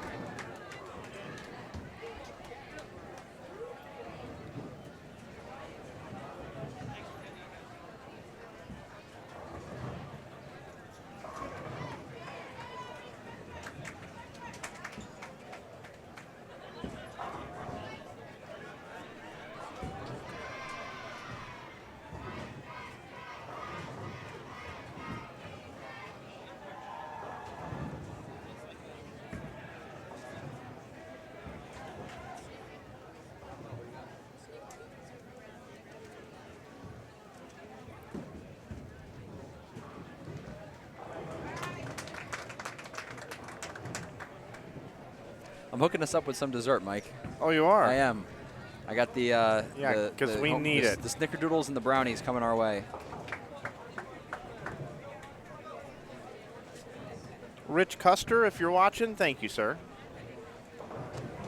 I'm going to steal a couple of these. What are these? Snickerdoodles. What is a snickerdoodle? It's like a sugar cookie, but with it's like brown sugar and cinnamon. It's good. I'll take one. This is not a part of my keto diet, but you know. So what are you doing keto diet? Explain this to me. Keto. So. Do you drink the drink thing? No, I mean I don't really take it as seriously as a lot of these other keto people do. Okay. But basically, what keto is that instead of using carbohydrates to fuel your body, you use fat, and you stop eating carbohydrates and sugar. You can't have sugar? I can't have sugar, so I've had pretty much nothing but water for the last 6 months, where carbs used to be pretty much the only thing I ate. I used to love anything with bread. I've stopped eating bread and carbohydrates pretty much, I'd say 95% of what I eat. And I've replaced it all with fat. And I did that on August 10th of 2017. And today I'm down almost 60 pounds. What is fat?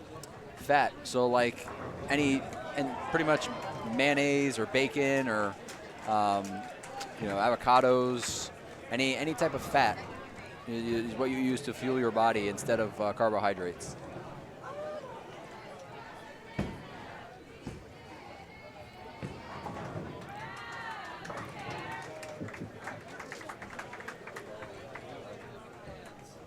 When you use the term fat to describe a diet, I have a hard time understanding that.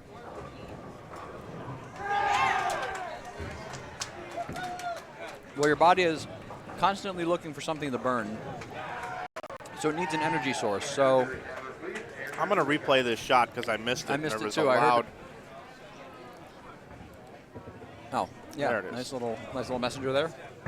Your body is constantly looking for something to burn, and it's looking for an energy source. And carbohydrates are that main energy source. Well, if you cut out carbohydrates, what it does is that your body is looking for another fuel source. So the next step down from carbohydrates would be fat. So if you're constantly putting fat in your body's constantly burning fat, and it puts yourself into what's called ketosis, which is a stage of constant fat burning. And basically what it does is it burns all your fat. And yeah, that's kind of the hot diet out there right now. You have to be a little bit careful, just because eating all that fat there's some cholesterol issues that you can get from it. Yeah, I feel the best I have. I'm down 60 pounds as I shove this brownie in my mouth. Now that's got sugar in it. It does, yeah. Okay, all right. So, like I said, I'm not super strict like all these other people, but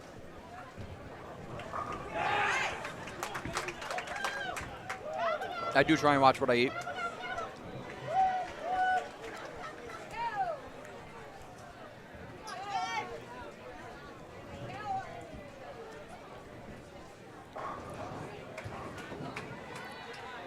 I need a diet that allows me to drink as many flavored drinks as I want, including soda. That does not exist that I'm aware of. Well, I'm in trouble. I'll tell you who else is in trouble. These bowling pins right here on 27 and 28. Because we got some good scores going here this game. Wisconsin-Whitewater with 256.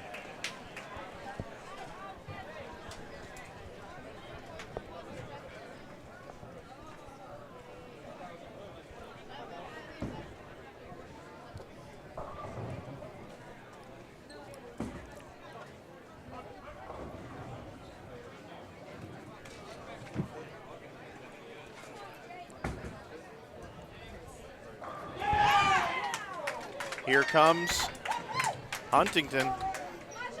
They're in 7th right now. 80 out. They did have one really bad game so far this block, though. I believe they bowled about 130 or 140 in the first or second game.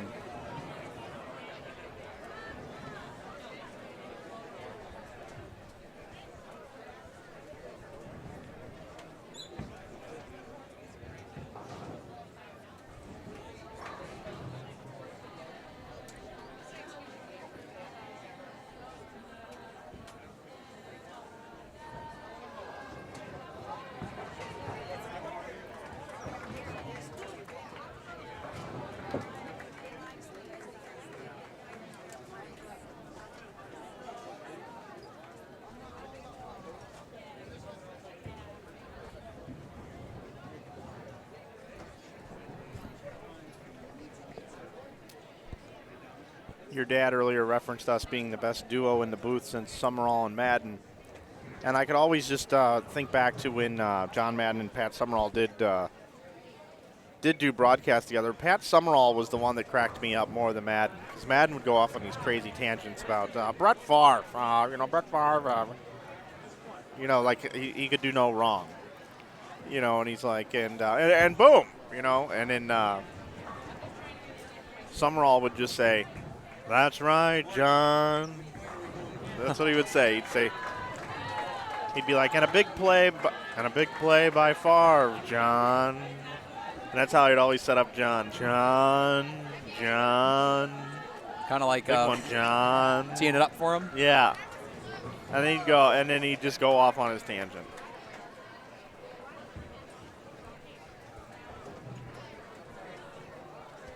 He'd say things like, if John Madden was doing bowling, he would say, great bowlers throw strikes.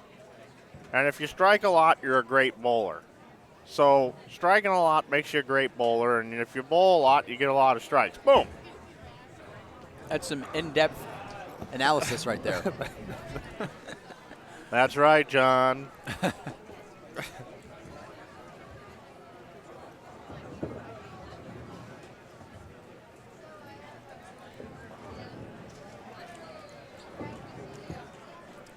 Cameron, I'm here to watch RMU's spare shooting.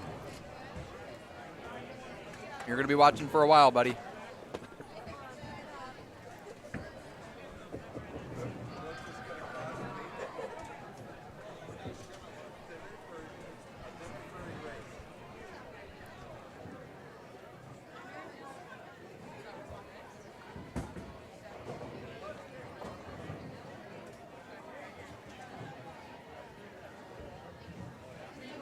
These are true John Madden quotes. He was working with Al Michaels. And Al Michaels talking about Tim Duncan and Tony Parker were on the sideline at an Indianapolis game. Al Michaels jumped all over it and said, Robert Ory's going to be here too, but he won't show up until the fourth quarter. And John says, no, he's already here. I saw him in the tunnel before the game.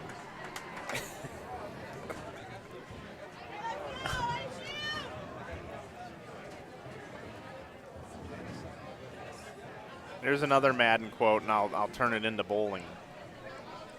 You know, the bowler knocks down the most pins and has the highest score is going to win the game.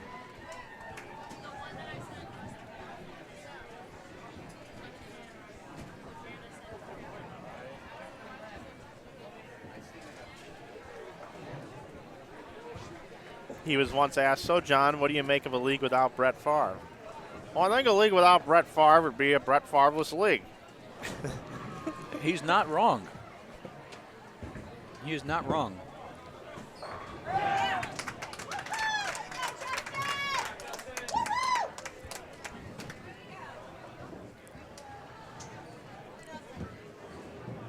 Pretty funny.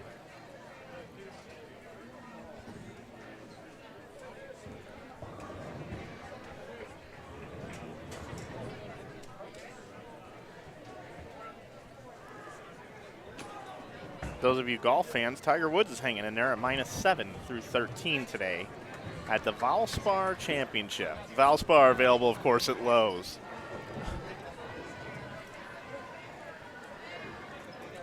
What is Valspar? I really don't know what Valspar is. I mean, I get Valspar mixed up with like Valvoline. Valspar sounds like some type of ointment. It's a paint. It's a paint brand.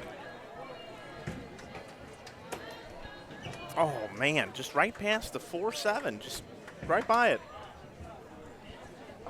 219 with a 4.4 to end the game for Robert Morris.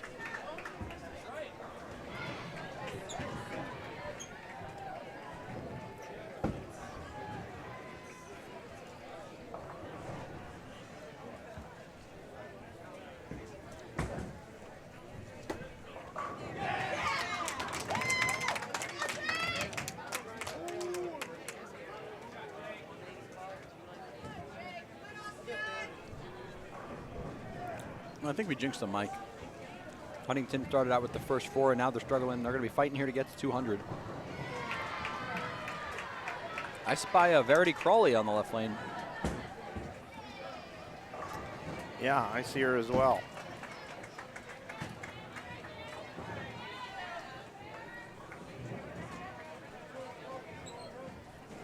That's like the perfect job for someone who's looking to bowl the tour full time, because The school ladies' year, tour? yeah, bowl the ladies tour full time. I mean, the school year kind of ends right as the ladies tour is starting. Yep. That is a perfect job. I know Kayla Bandy's here as well. Kayla Bandy's the coach of the University of Maryland Eastern Shore. She kind of does the same thing.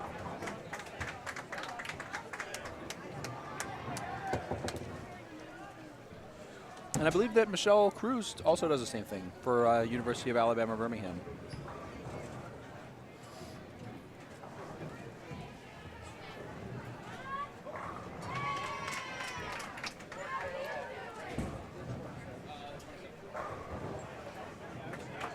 So we've got SCAD, Savannah, and Huntington. Women's over on lanes 25 and 26 for you as we get into our next 4 games. We are just about through 24 games here on Inside Bowling. In collaboration with Bowl TV this weekend, we have coverage for you again tomorrow all day. 2 16-game Baker games just like today.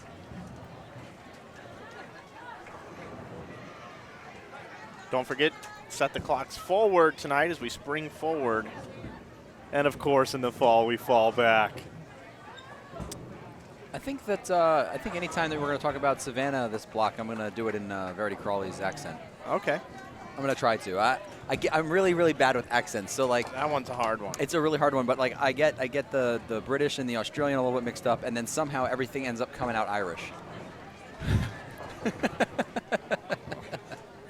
And that's you. That's your forte, right, Flanagan? Right. That's yours. That's right.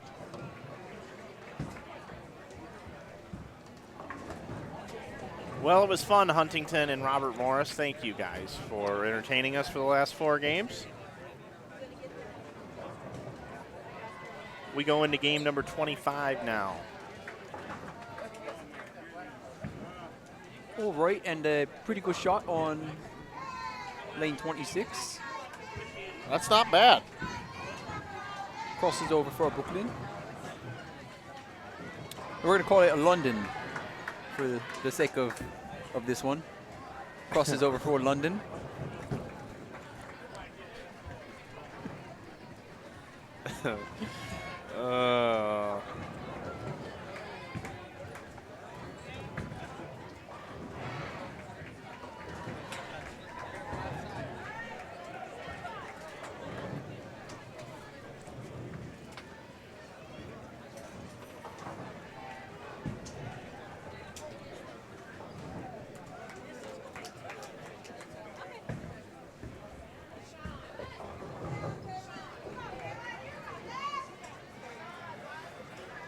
If you guys wouldn't mind, while you're watching, if you could go down and smash the like button down below.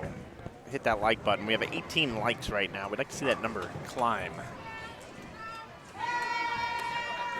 Like Miley Cyrus climb.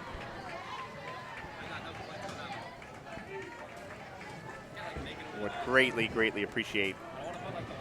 What it does, it helps us in the rankings online, in the live sports.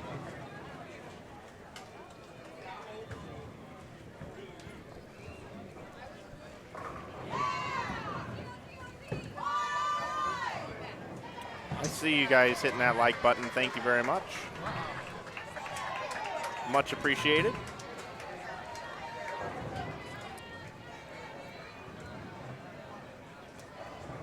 All right, we got Huntington University women bowling on lane 25 this set. Savannah College of Art and Design on lane 26, Florida State lane 27, lane 28, Emmanuel College. Just off to our right, we have Robert Morris University. We'll try and keep you updated on what's going on with them. And Lincoln Memorial University, I believe they were in second. They probably still are. They were a little bit ahead of third. So the first and second place team just off our screen to the right.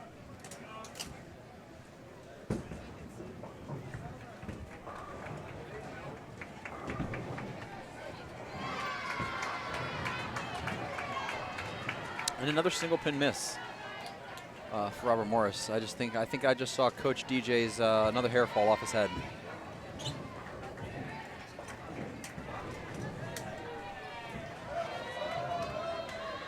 I always tell him when I see him, I said, when we bowled, you had way more hair, dude.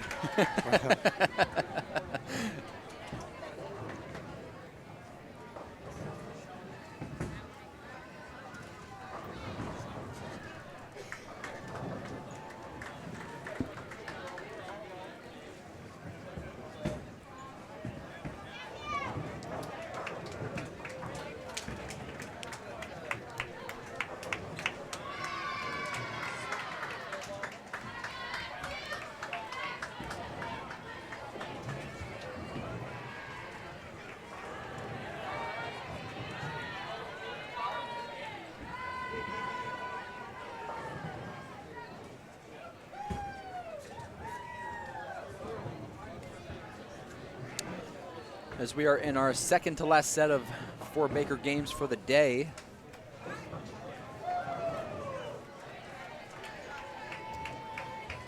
Everybody trying to separate themselves. And get as much of a cushion as possible going into the halfway point tomorrow. We got a tight race here after 20 games. We'll have a after 24 update here shortly. Yeah, everybody's kind of, we've got the couple of teams that are pulling away from the field, but everybody else kind of bunched up there in the middle. And I mean, with 34, 36, and well, we got 36, 38 games left to go here. Anything could happen, obviously. So It just takes a couple of bad sets and a couple of good sets.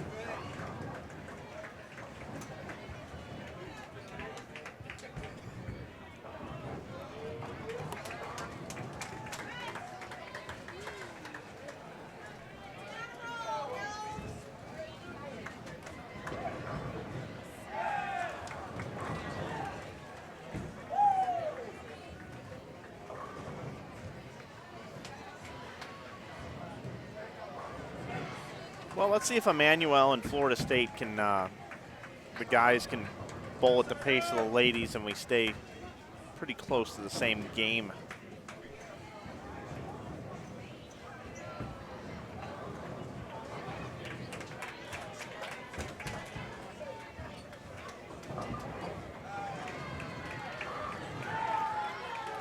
Remember, they oiled it, 7 o'clock this morning.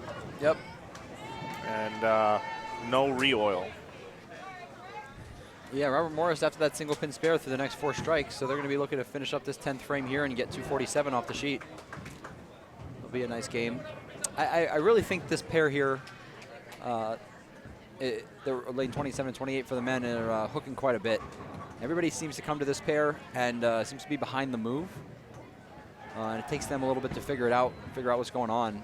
And yeah, there really haven't been too many big games on this pair here. So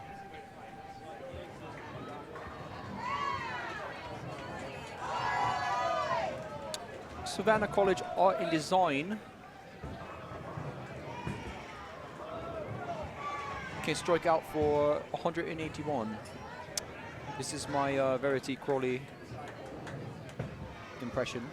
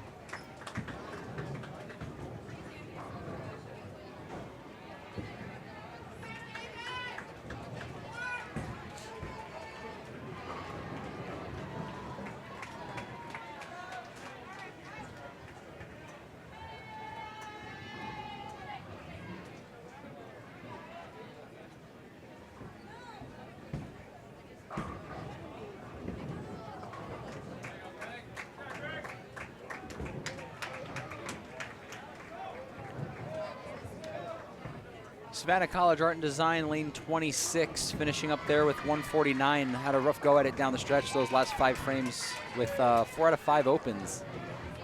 Hopefully they can figure out what's going on and make a couple of better shots this next game and put up a big score. On the other hand, Huntington University, lane 25, through the last, 3 out of the last 4 so far. They're going to finish with 2-0.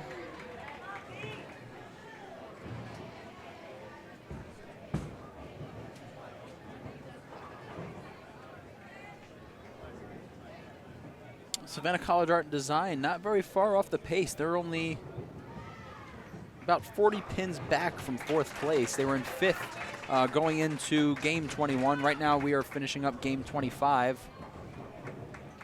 Still waiting on results from games 21 through 24. So they very well could have jumped inside the number depending on what they bowled that last set. And that 149, that game there is not what you want to see.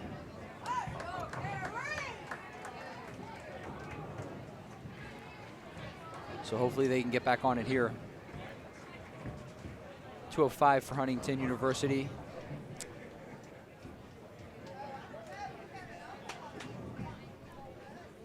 Emmanuel men sitting in 4th after 20 games.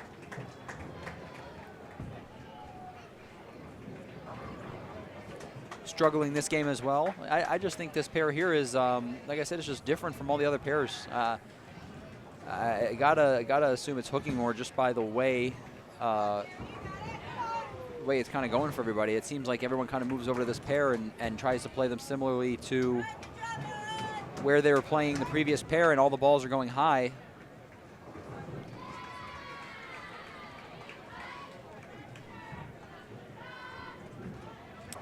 The other thing is that we are right in front of the front desk here at the bowling center, getting into these pairs here that I'd say 21 through about 28 here is right in front of that front desk. And typically in any bowling center, those are going to be the most used lanes. When someone comes in for open play, they tend to get put right in front of that front desk. So those are the lanes that get the most play on them. They tend to hook the most.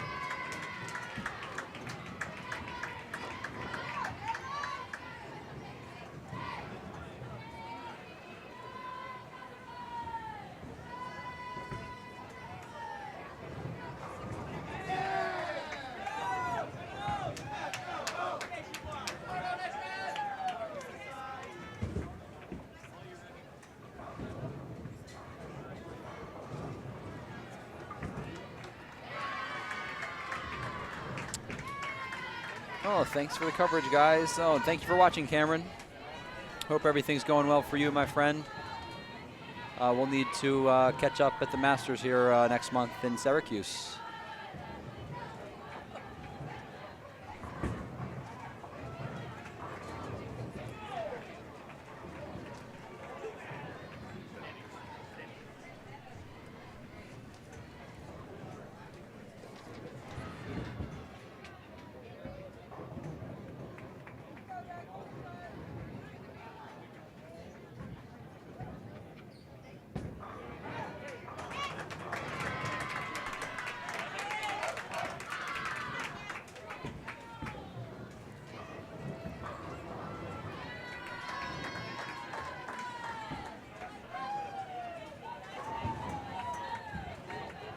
Emmanuel College struggling on this pair so far.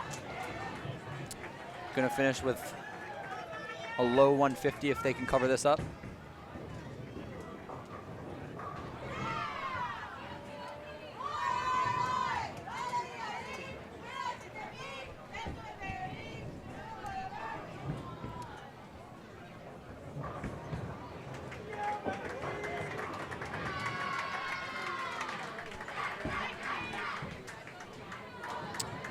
Savannah College of Art and Design, lane 26. Opened the first frame, but came back nicely with the next 3 strikes. Hopefully they got together and kind of collaborated and figure out what was going on with that lane and made a move. See if they can put a couple more strikes together here. Maybe put together a big game. Make up for that first one.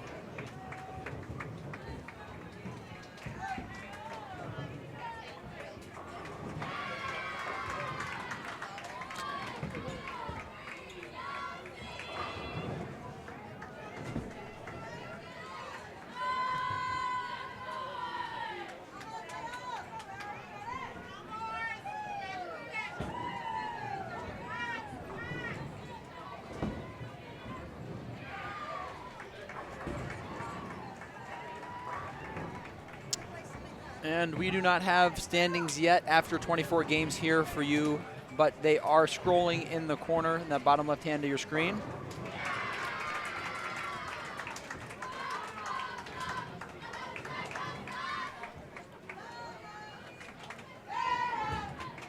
Stratford, New Jersey is an hour ahead of where we were at, so that is why they are 4 games ahead.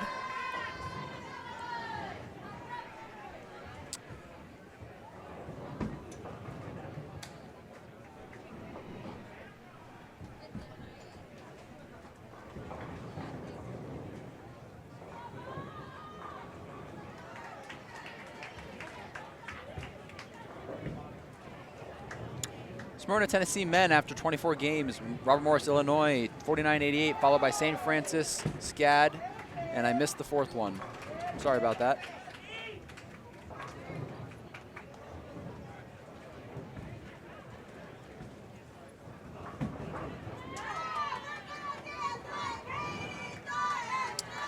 Women, St. Francis, Alabama, Birmingham, Pikeville, Robert Morris, and Savannah College of Art and Design, about 36 pins back after 24 games on the women's side.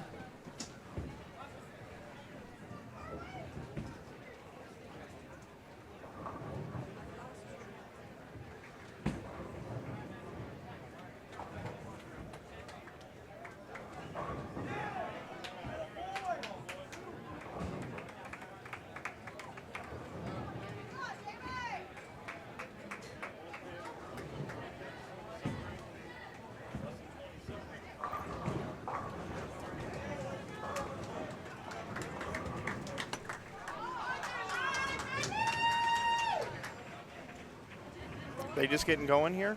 Yeah, the men here are just going to 26 right now. So, and we just got standings. So we're going to go ahead and rattle off this way. I don't have to rush through it while this this one's scrolling there on the bottom left hand. I can kind of go through a little deeper analysis.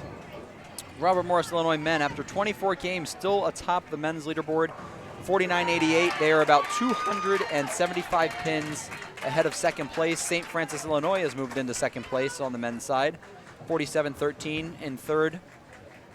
Savannah College of Art and Design, even with that 149 there, that last game, they're still in third. One pin behind them, Lincoln Memorial, and in fourth, and only one pin behind them is University of Wisconsin-Whitewater, 46-93. So we've got 3 teams within 2 pins of one another. And then only 17 pins behind them is Emmanuel, who is on our live stream right now. They just bowled 152 that first game. So they're going to probably lose a little bit of ground there.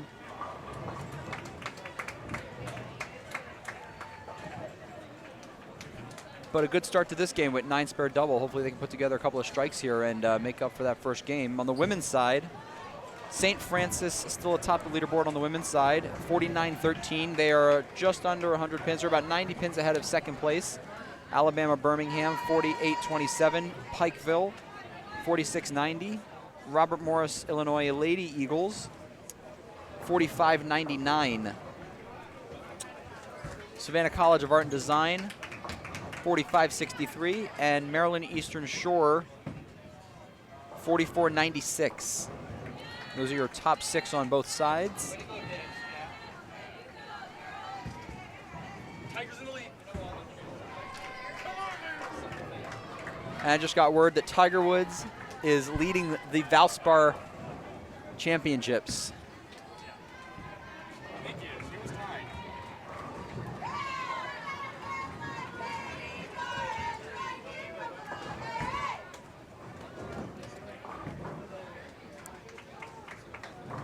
He's 2 strokes back.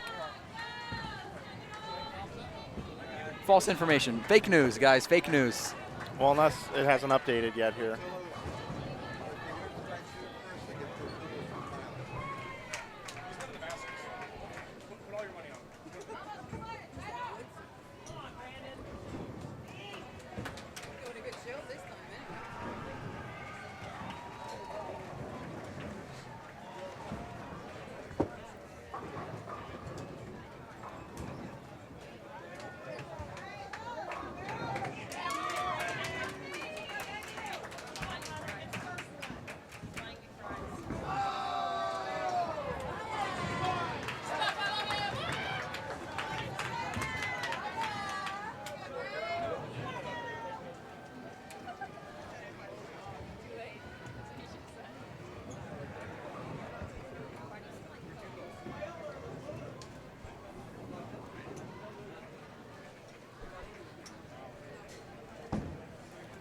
Scott, no problem.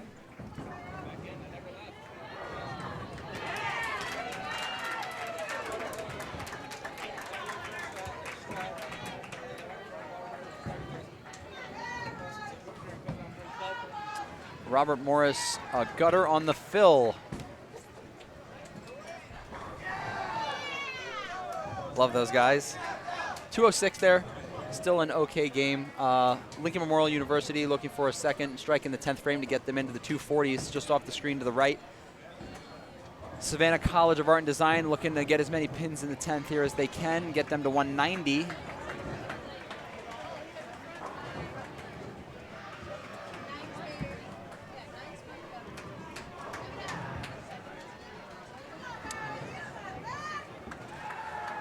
Scott Wetter, we appreciate the positive feedback. Try to keep it as lively and entertaining as we can.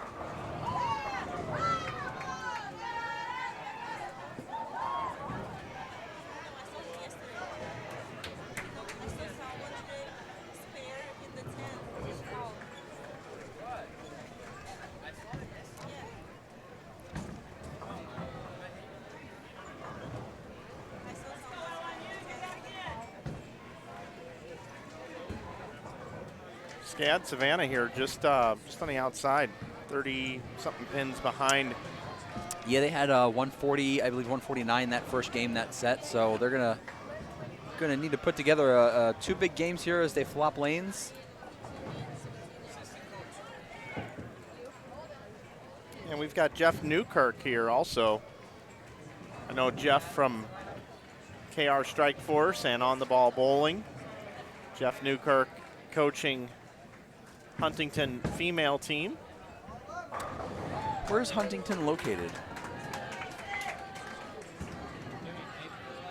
Just Google that. Huntington University. Huntington, Indiana. They have a 97.1% acceptance rate as of 2014. So you're saying there's a chance? Undergraduate tuition and fees, $24,771 US. If you want to write the school, you can write them at 2303 College Avenue, Huntington, Indiana, 46750. Their mascot is Norm the Forester. Do you know who else is from Huntington, Indiana? I should have known. No.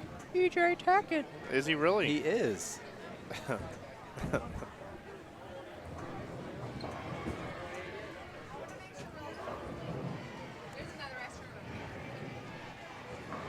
Yeah, I should have known that.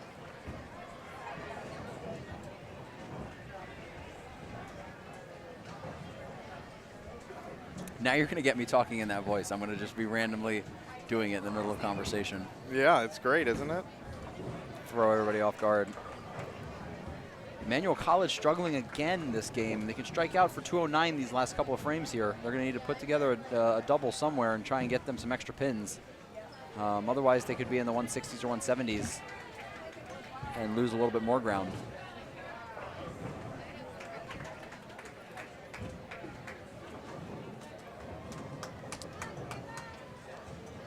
Florida State looking to get something going as well. They can strike out here for 196.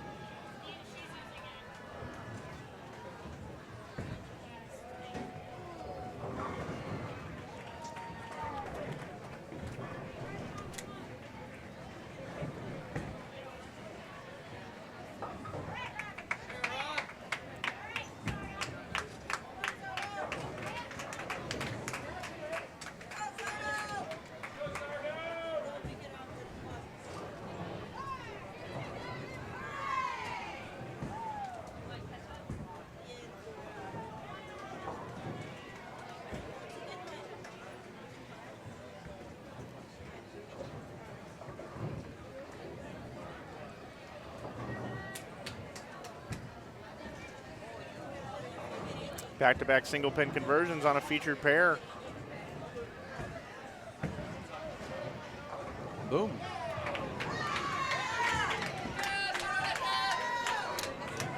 Guess what, Mike Flanagan? What's that? Savannah College of Art and Design started with the front three.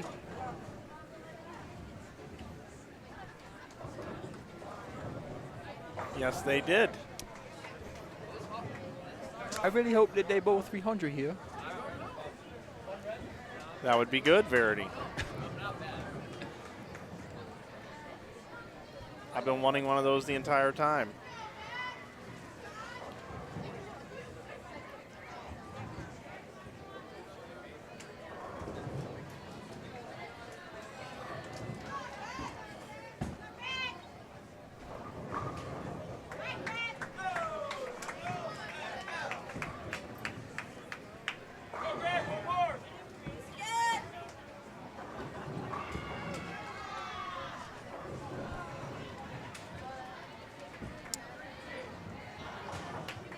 It was a good shot there, looked like a solid 10 pin.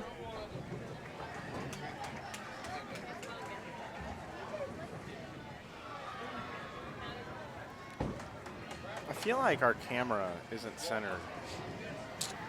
And like, it's been like that the whole day. The camera, like it's pointed, it's angled off to the right just a hair. Yeah, it's actually more than a hair. It's level, but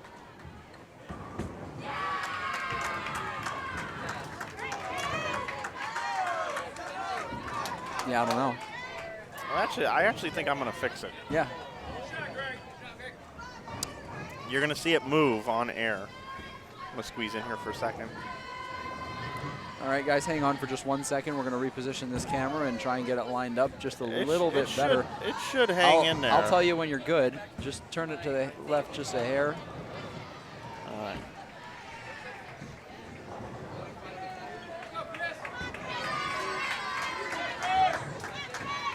I think that's pretty good right there, Mike. Now, what's the centerness look like? It looks pretty split right down the middle. I think you're going to be pretty happy with that. That looks much better. All right, I still got to make a little adjustment here. Sorry.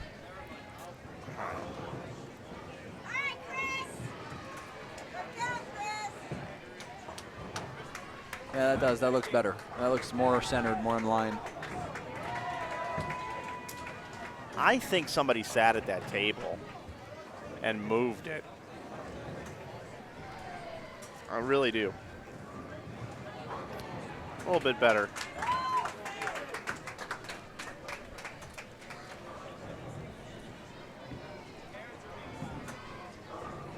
Better, right? Yep. It's better.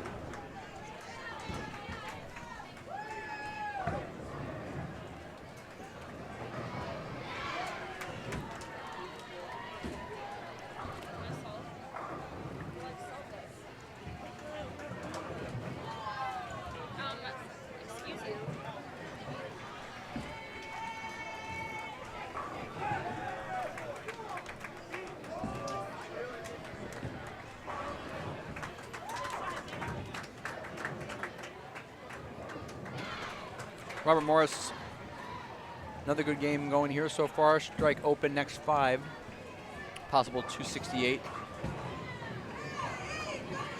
And just to the right of them, Pikeville with the first 4.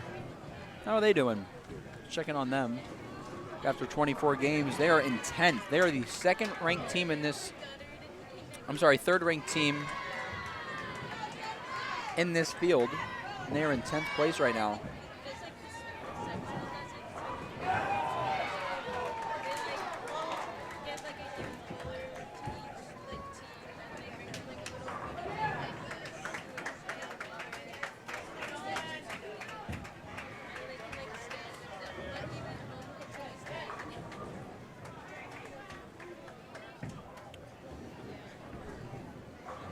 Front 5 for Pikeville.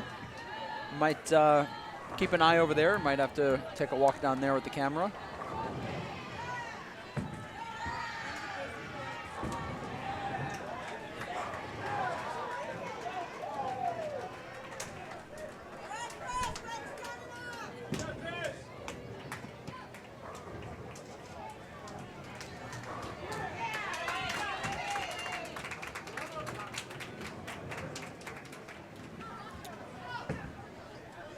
Lincoln Memorial with a little string of strikes as well. They can finish out here with 242. They had just Oh, no, they are in the top 4 right now, but only by a pin. So they're looking to separate themselves a little bit. Pikeville with the first 6. And they leave a 9-pin there in the 7th frame. Everybody now on game 27. Savannah College of Art and Design on lane 25. Starting to put together a much better game.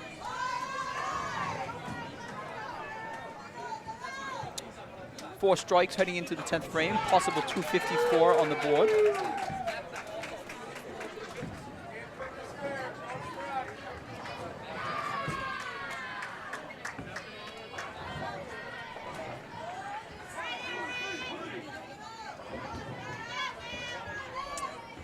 Any predictions for both men and women who will make the nationals from each sectional? Boy. I'm not going to throw mine out there. We're neutral. We hope everyone bowls well.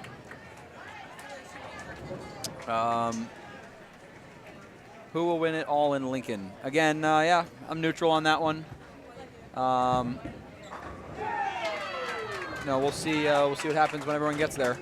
I have a hard time going against McKendree women's.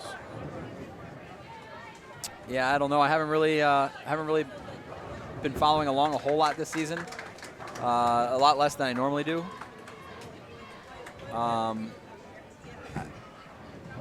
Yeah, I mean, there's 3 or 4 schools that typically they seem to make the men's or the women's pretty much every year.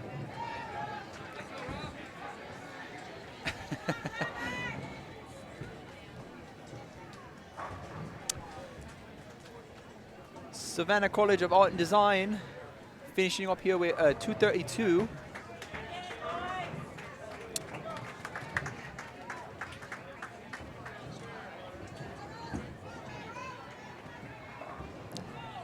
I got to tell you, Mike, I'm really going to miss talking about his voice as she moves away from this pair.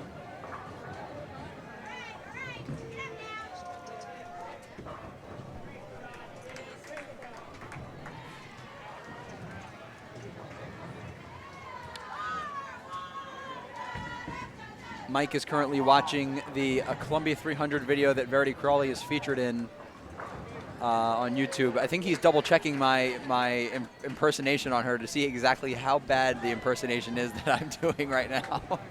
It's not even close. To have a dream come true. I'm Verity Crawley. Verity Crawley. And anything is possible with hard work and determination. Join me in my journey. I am Columbia 300. Love it. It's much more pleasant to hear when she talks than when I do it. Not bad.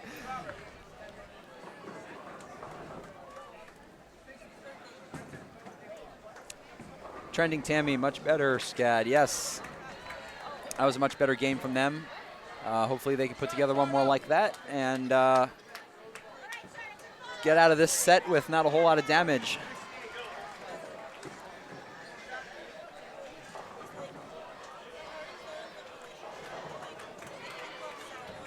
"64 games determines who will move on and whose seasons will end. Although there is an event next week. NAIA National Championship. Well, there's 2 events left. There's still the NAIA National Championships, and there's also the Club Championships.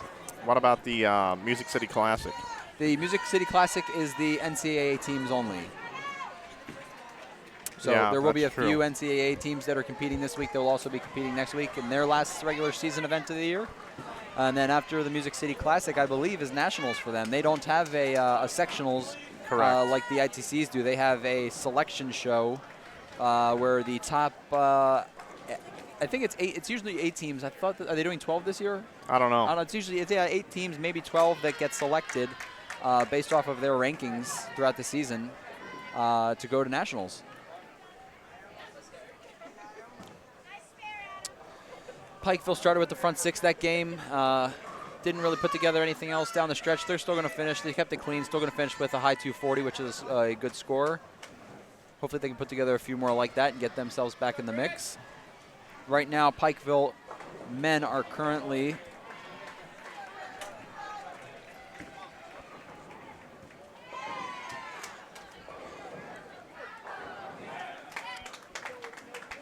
sitting at 43.88, which is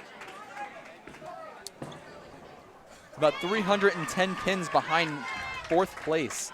So they've got a lot of ground to make up here these last 36 games.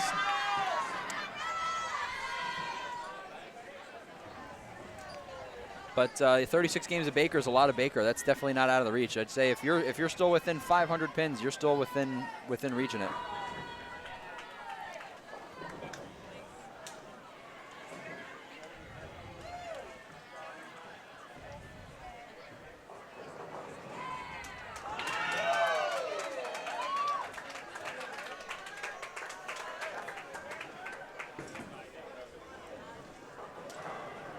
Huntington with an opening triple.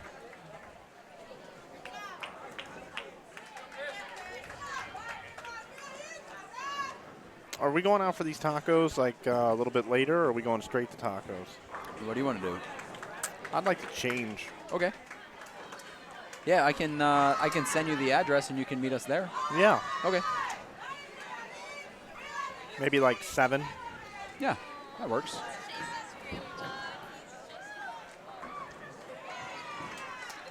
All right, 4 in a row for Huntington. I think this is going to be the game that we see the highest game of the day bowl by anyone on these two pairs. I hope you're right. I was Huntington. Yeah, I was saying before when you were off on your, I think you were on a little magical mission to find an HDMI cable, but I think that lanes 27 and 28 here on the guys' side on our live stream pair. It seems like anytime someone comes to this pair, their ball just seems to go high for a while until they make the move. I think that this pair is hooking a little more, and it takes everyone a little while to figure it out. And that's why we haven't really seen a whole lot of scores coming from this pair. But we got a pretty good game going so far here on the left lane on 25 and 26. Both Savannah College of Art and Design and Huntington University with a big string of strikes. Possible 290 for SCAD and 300 for Huntington through 5 frames. Well, I have a lot to do with this because I moved the camera before this game. Yeah, I mean, whatever you got to do to take the credit, Mike. I mean, I moved the camera more centered to get more of that pair. I think that pair was angry. It was lonely. It was like I needed some attention. How about a crossover for the front six? I don't know, Mike. Do you think they're going to do it? I don't know. They might. The leadoff bowler's perfect. So if they mess up, she could say, "Not my fault." Right. I think I'm going to go back here and grab the score sheet. Keep score for a little while. Still a possible 269 on the board for SCAD. Come on, strike. Oh. Ring and 10. Yep, that was leadoff bowler's fault for throwing at Brooklyn. Yeah. The carry gods came back and said, "I'm taking one back from you." Oh, no. You know who needs to be the carry god? Who's Macho that? Man Randy Savage. He's been up there the whole weekend. I am up here in heaven, yeah. Smiling down in Smyrna, Tennessee. Making you leave 1 10-pin at a time.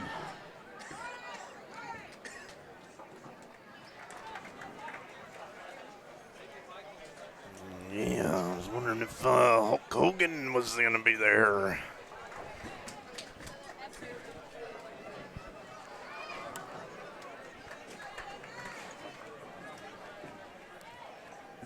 Hulkamania rules, except when he's in the ring against the Macho Man.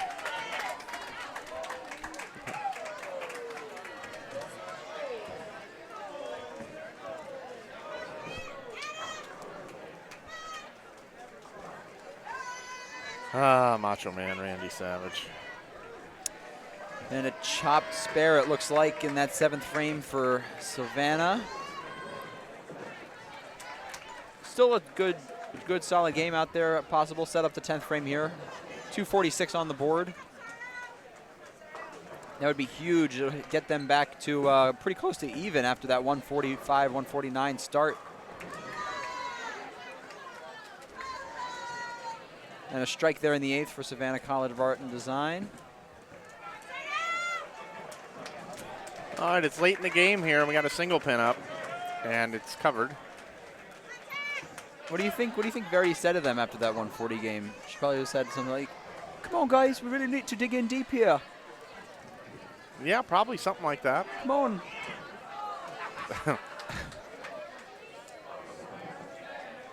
I think that's Use exactly your- what she said. Bowl with your heart. Use your heart. Follow your dream. Emmanuel. I'll tell you, I've been impressed with them. They find themselves right now in position. They are in fourth. They are. They're fighting. They had a little bit of a struggle the first 2 games on that right Actually, lane. I take that back. They're in sixth. I was looking at the wrong sheet. Yeah, but they're still within. They're only 2 pins. They were only. I'm sorry, no. After that, there were only 2 pins. 46-77. They are about 20 pins. It looks like out of fourth. Had a little bit of struggle there that the first 2 games on the right lane on this pair, but off to a good start this game, and they can hopefully capitalize here in the 10th. Put up some 230s here. It looks like they missed in the 10th, 7 pins, so they're going to be in the 2 teens here with a cover in the 10th.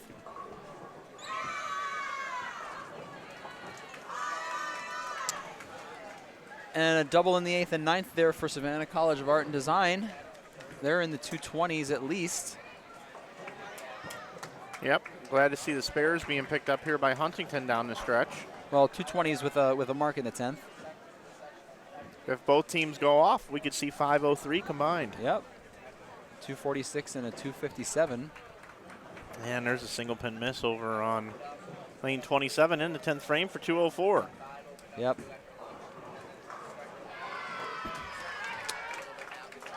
Peeking on over to the Pikeville men, I'm just kind of interested to see how they're going to bowl the rest of the weekend. They got quite a hole to dig themselves out of, possible 237 the last couple of frames here.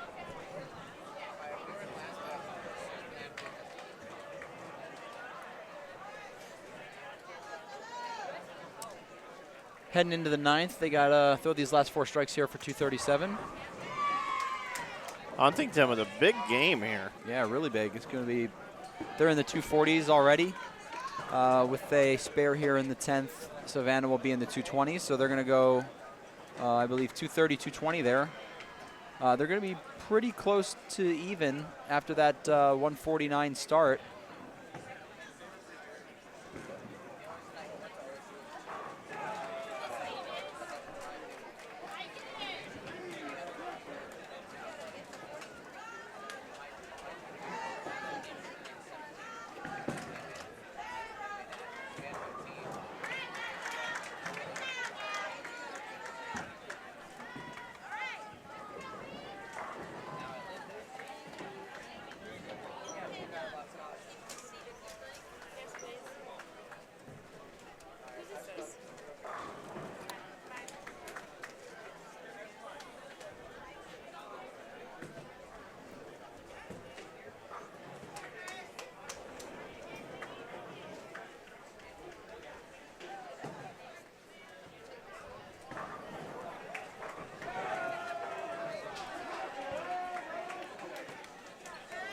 All right, we enter in game number 28 here on the men's side.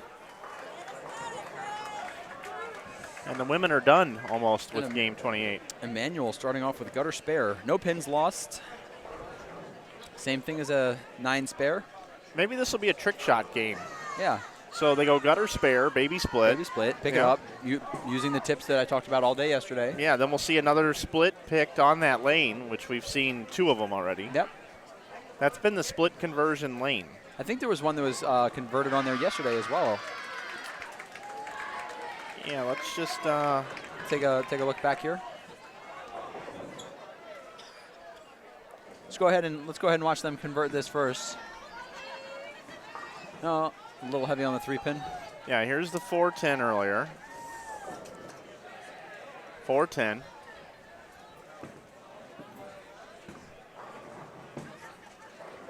And then we follow that up with, oh, whoops, never mind. That was the, this is the trip.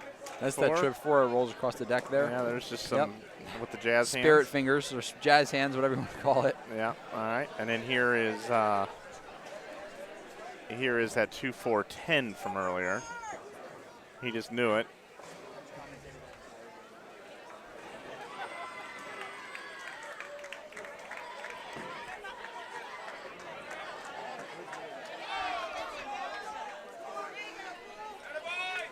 The ladders are moving.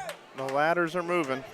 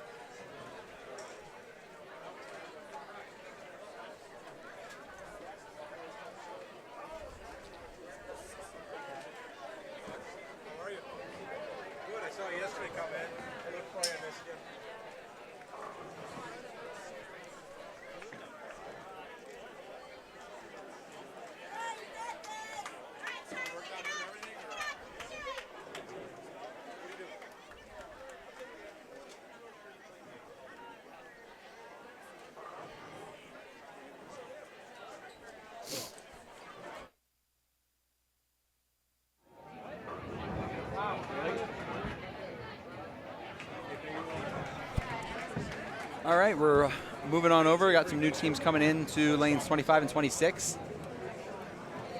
That's a good thing. Union College and Pikeville ladies.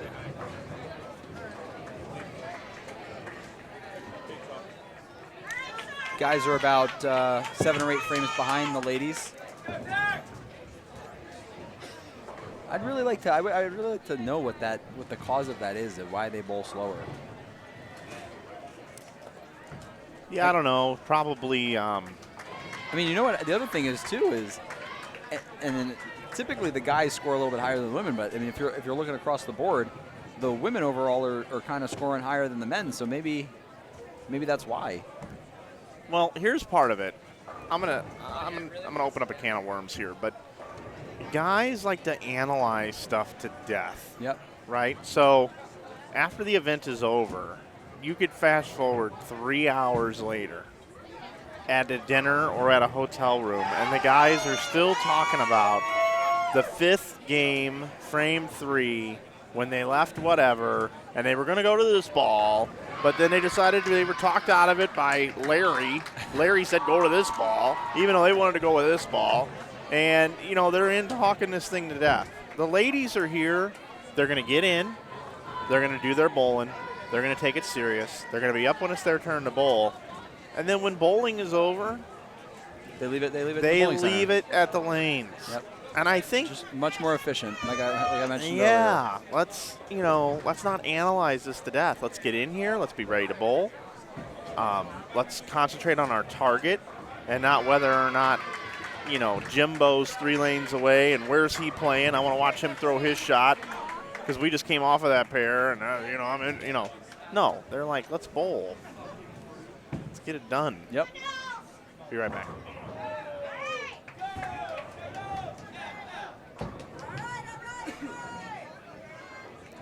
Emmanuel looking to put together a little game here to try and save this series. Double there. Florida State looking to throw 3 in a row here. Put together a nice little game for them, possible 260.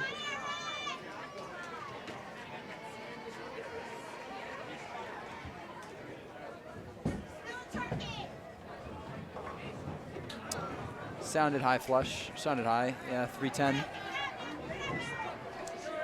Yeah, and I go back to talking about the reason why these lanes are hooking so much. I still blame that vacant team that came through here and sandblasted the entire lane back in this morning's block.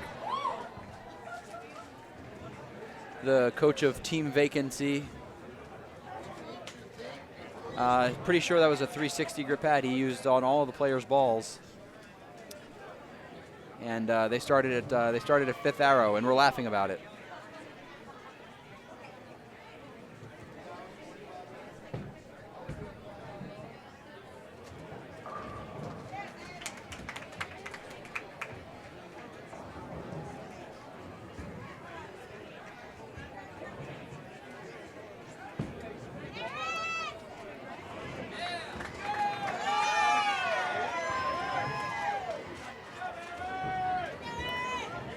10 into pit. Ladders are the only way to see at sectionals. I checked mine in as baggage on the airplane.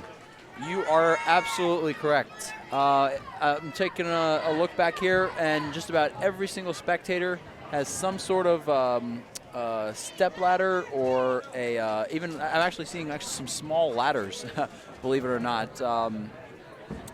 And the ones who don't, as I mentioned earlier, they have these homemade periscopes that they use to kind of see up over all the heads by the lanes. So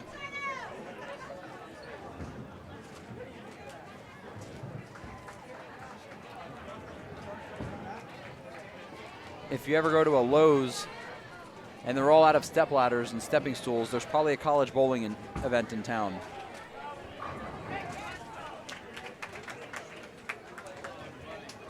Manuel with a 4-bagger there. So they can finish up this game and hopefully dig themselves out of that little hole. Keep themselves close to that top 4.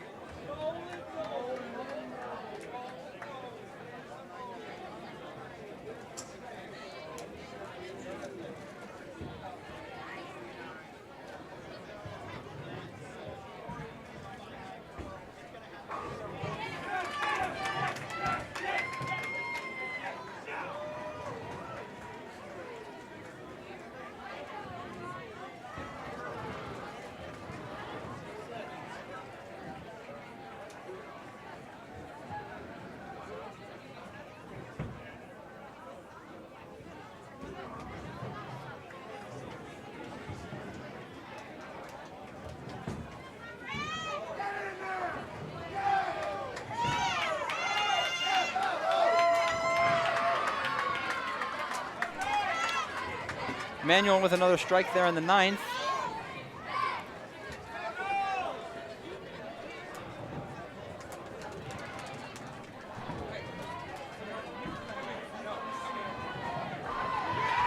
Coming up next for the men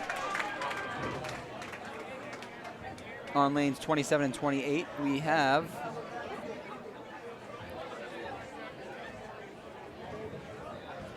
Lindsey Wilson and Lincoln Memorial University. Lincoln Memorial's been kind of hovering around that top 4 number. On the men's side, not too sure what they bowled that last set, but after 24, they had 46.93. They were 1 pin back of, they had 46.94. They were 1 pin ahead of 5th and 1 pin back of 3rd. So there were those 3 teams that were all within 2 pins of one another. Yeah, it's really tight through that that cut line there on the men's side here in Smyrna.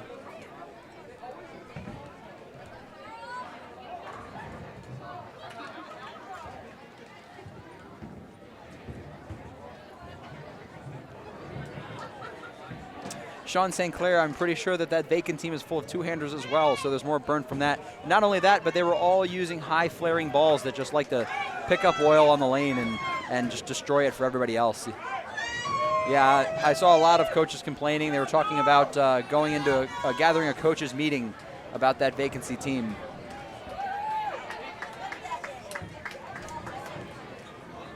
Yeah, not fans at all.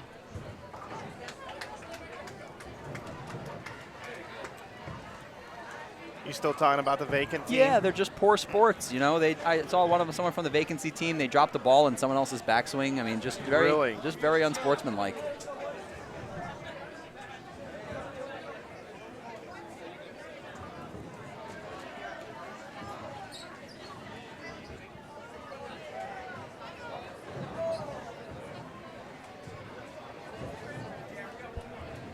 Going into game number 29 now of the 64. We stop at 32 today, come back tomorrow 33 through 64. 2 really big games there on 27 and 28 from Emmanuel and Florida. Who just came off there? Florida State? Are they moving lanes? Yes, they are moving lanes now. So they just finished game 28. Yeah. Okay. So now we have Lindsey Wilson and Lincoln Memorial coming in on 27 and 28. Emmanuel finishing up with 235. Florida State with 238. Emmanuel's gonna get them pretty close, I'd say, pretty close to being back to even. Maybe a little bit less, but definitely a good finish there from them. Definitely, yeah. Definitely. Definitely.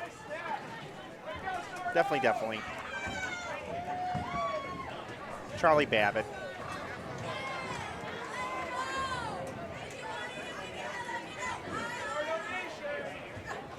Walbrook. 400 Oak Street, Cincinnati, Ohio.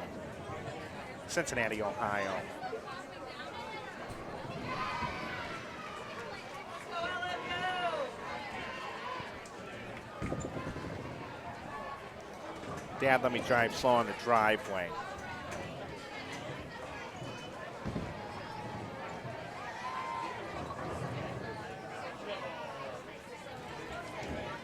Raymond, what are you doing in Vegas? Counting cards.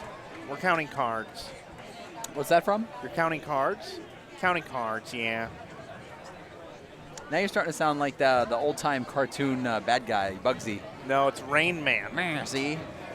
Dustin Hoffman in Rain Man. Have you seen that? No. Oh, you got to see that one. I've never seen Rain Man. I've heard it's good. Yeah. See? Yeah. Definitely. Yeah.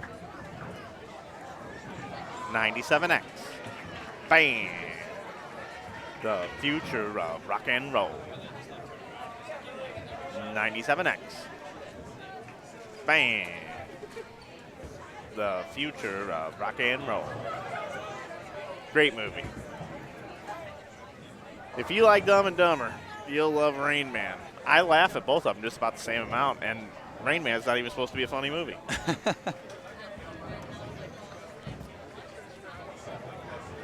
Dumb and Dumber for its time was it was a classic. I mean, it still is a classic, but oh, it's one of the greatest movies made of all time. It was a great one, yeah.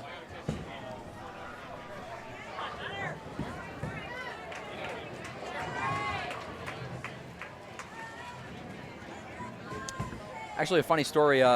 When they walk into that party with the orange creamsicle suit and the baby blue suit, I believe Kyle Sherman and Brad Miller came to. I think it was Brad Miller and R.J. Klan. Was it? I don't know. I can't remember what it was. I know it was Brad Miller for sure.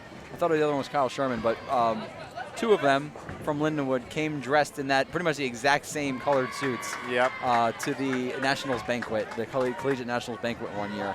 That was pretty funny. So check this out. That's the scene from Dumb and Dumber. Look at the place. That's me standing out front of it. So you were basically standing in the same spot that they filmed that. Yeah.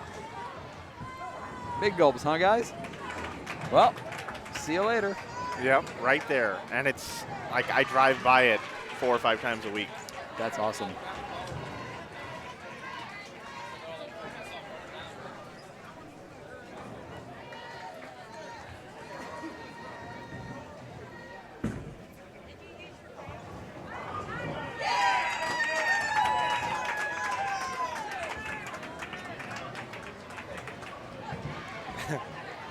I see you, Sean St. Clair, in the chat. It says 5 minutes to Flanagan. Yeah, 5 minutes to Flanagan. Uh-oh. 4 minutes to Flanagan. Once again from Rain Man. He loves watching the People's Court with Judge Wapner and Wheel of Fortune and Jeopardy. Uh-oh. 4 minutes till Jeopardy. The People's Court. Da, da, da, da, da, da, da, da. Dun, dun, dun, dun, dun.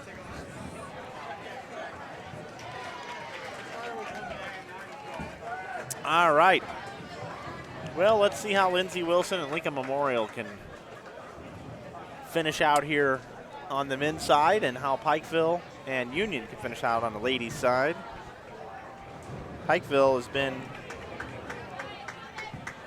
solidified in the top here since coming back from lunch. Pikeville opened up with 248, 187, 203, 171, 208, 186, 216, 197. And we'll have their last 4 games for you here in just a little bit. Move themselves up from 5th position into 3rd.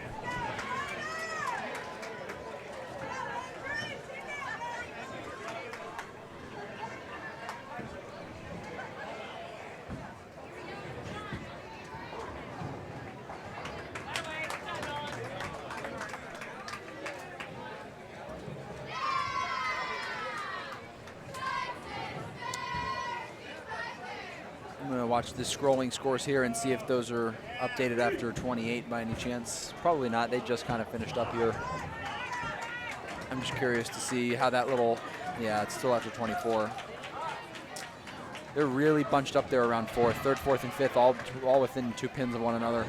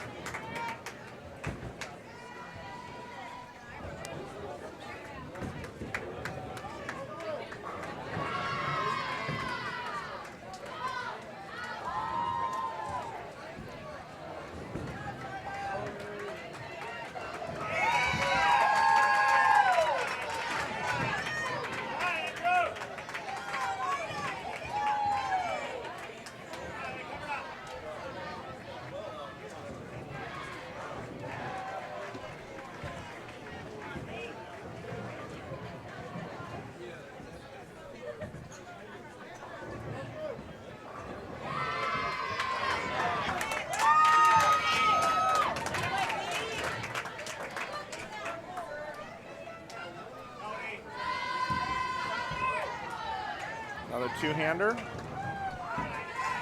Fast 8. Yeah, I haven't seen any misses really on this lane light yet. I mean, everything's high. They're just hooking.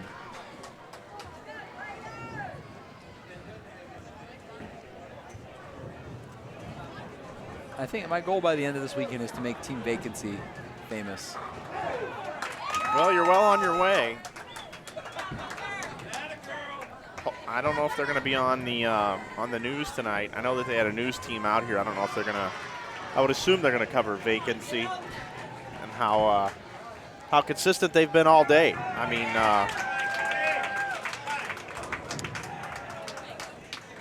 there's been 2 really consistent stories this weekend. One is Bob Learn finishing last in the ladies yesterday. Yeah, he was. He was on the sheet. Very consistent. He started in last and finished in last. And then Vacant. Being a nuisance here on the lanes. You always kind of know where they were, too, because the scores are yellow after they leave. Yep, they don't even take their name out. They just... Yeah, it's like the smoke never clears. They're so toxic that it changes the LCDs.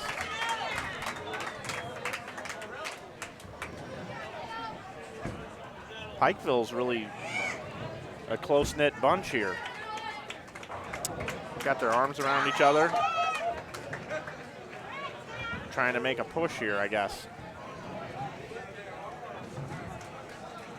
Yep, and it's still the first day. You're going to start to see, you know, a lot of these ladies and men are trying to save their energy still. We've got another whole day of bowling tomorrow. We're not even halfway done yet, everyone. So, you know, you don't want to get too loud and lose your voice. But you could expect, when we come back from lunch tomorrow, you could expect it to get pretty loud and pretty emotional. Solid 8.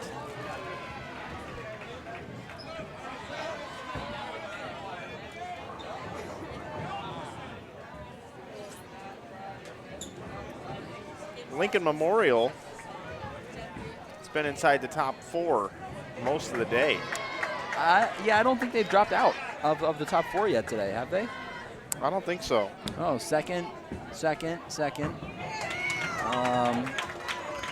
third, 4th. So depending on what they did that last set there, potentially may have dropped out because University of Whitewater is only 1 pin behind them.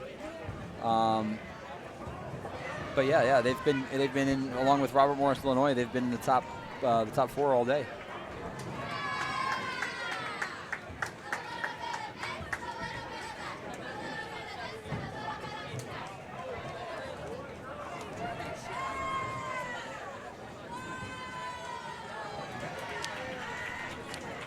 And they're another solid young team as well. I believe, I don't believe their program's too old.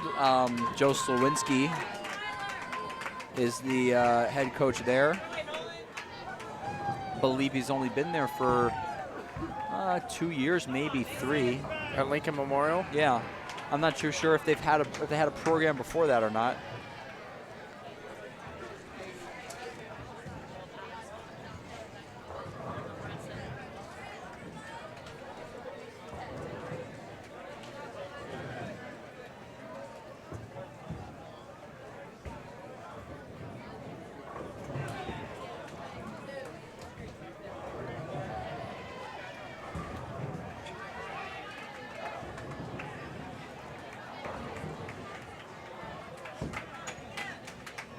I've always had an idea of wanting to run a team event, call it the after college bowling tournament.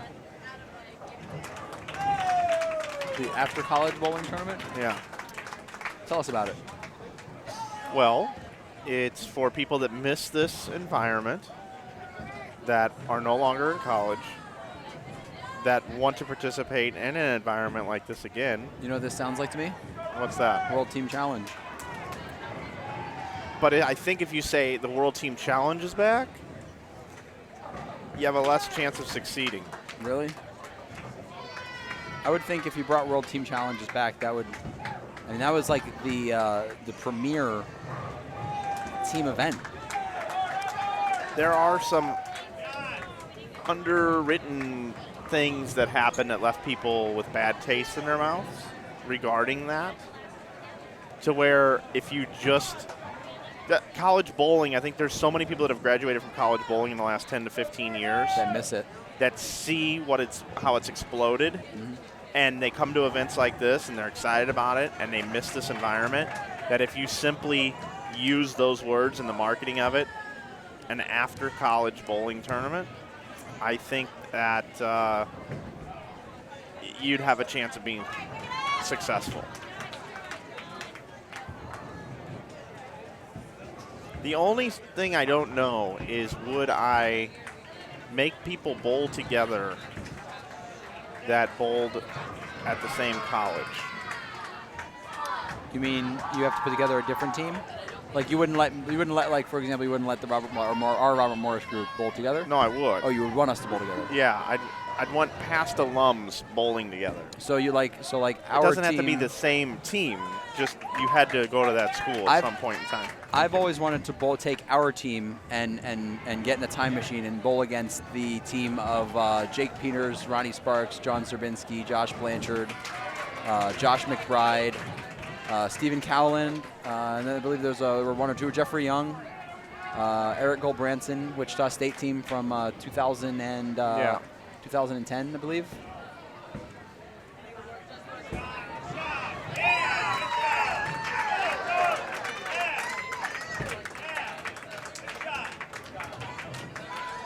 You know, there'd probably be 3 or 4 Nebraska teams in the field. A few Robert Morris, a lot of Wichita teams.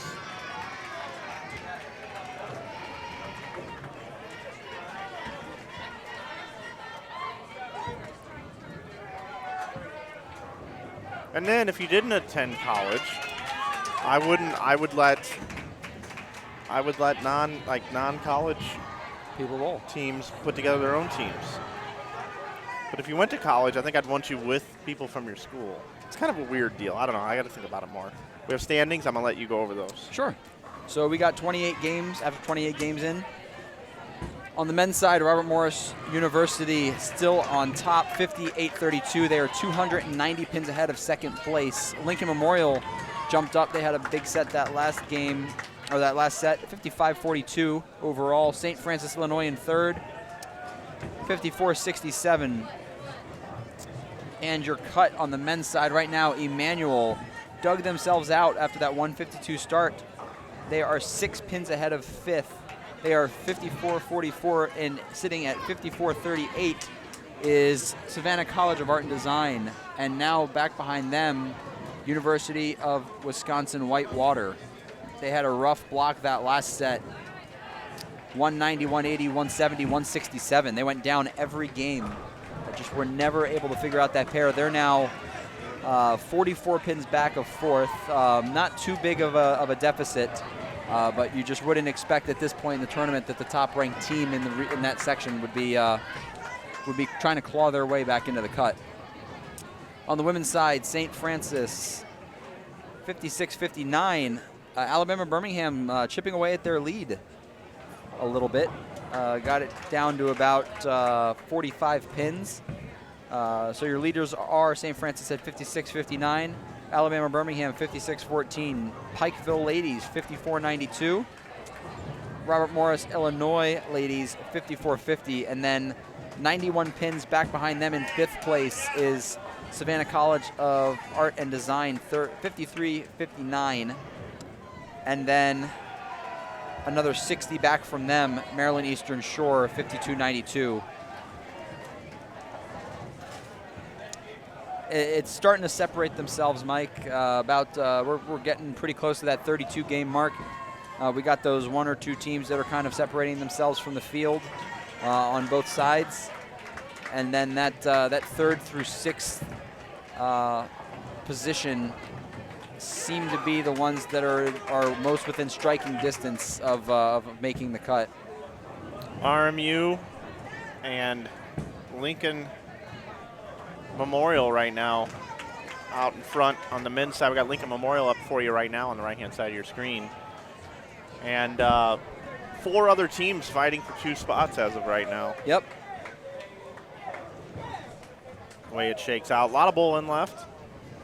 And I'm not going to count Pikeville out of this yet. I mean, Pikeville on the men's side, they're in 7th place. They are right now, let me see. They're sitting at 52-60. They are 140 pins behind 6th place on the men's side. So there's a big gap developing between 6th and 7th there. But overall, they are still only 200, a little less than 200 pins out of 4th. So I wouldn't be surprised. There's still 32 games left tomorrow. Plenty of time to make up 180 pins. I still fully expect them to be in that mix when all is said and done tomorrow during position round. So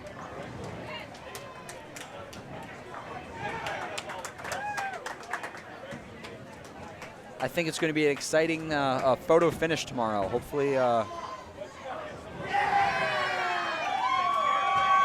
everybody finishes strong.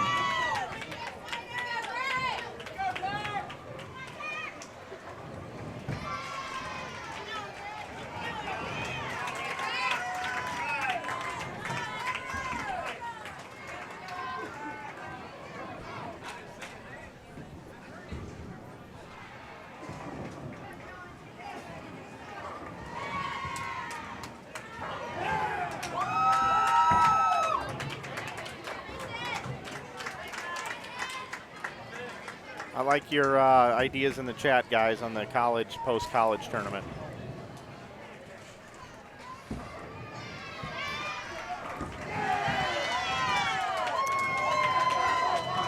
Lincoln Memorial off to a good start this game. Spare 3-bagger, looking to put together a 4-bagger. I believe his name is Brandon St. Ong, up on the right lane, lane 28.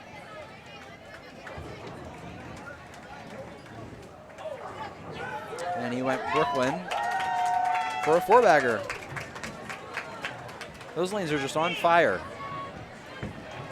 I mean, there's really not a whole lot you can do other than really trying to ball down to a weak ball to get through the lane for you. I really don't like the idea of lofting when there's this much hook on the lane. I'm not a fan of it. I prefer there to be a little bit of hold.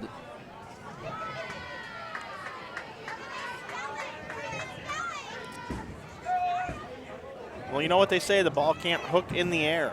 It can't, but it can flare in the air. And what happens is when the ball hits the lane, it's going to automatically want to hook. And when there's that much friction on the lane, it just hasn't, at least for me, it hasn't ever been a recipe for success. When there, I prefer there to be a little bit of hold, kind of a little fallback shim line that I can have to the pocket when I loft it. Great looking shot from Pikeville. There's 161, 207.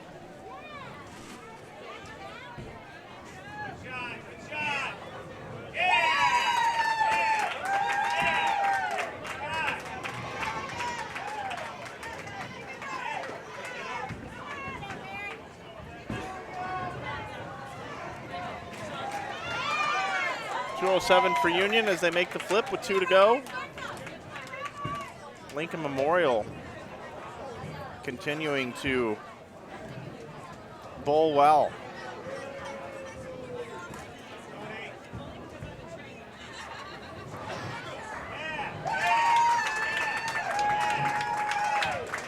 Lindsey Wilson, 9th, coming in on the men's side.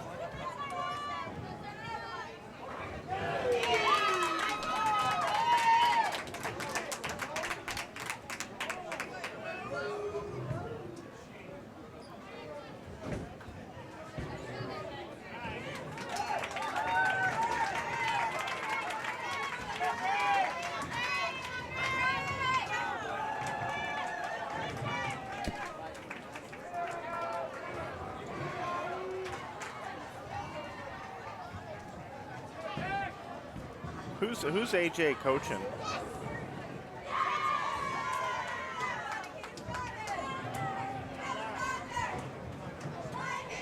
What was that, Mike? Who's AJ coaching? He's coaching St. Francis. They are not too far from where he's from in Illinois. Is he an assistant coach then? Yeah, I think he's an assistant coach. I don't think he's a graduate assistant. I don't think he's going to graduate school. I just think that when he's home, he's helping them out, and they kind of are letting him go and do the pro tour. So it kind of works out for him.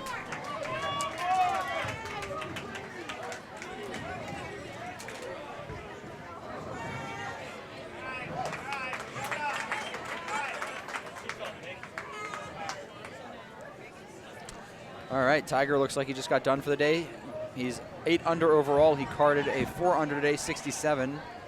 So he is 1 back from the lead going into Sunday. I don't know about all of you, but I will be wearing red tomorrow.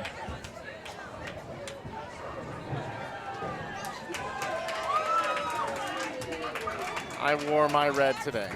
You did. Maybe that's why he did well today, but I need to wear it tomorrow so he can do well tomorrow too.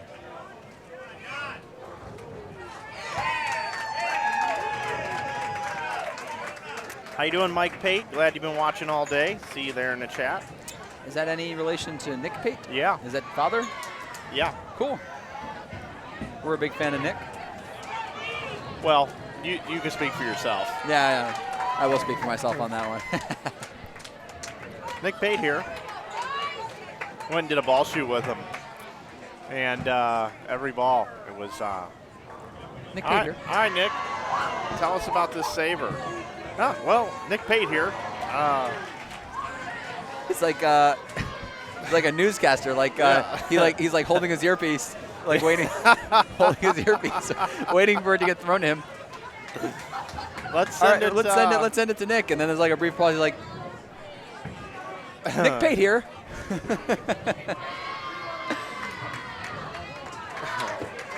Let's send it down to our field correspondent, Nick Pate. Nick?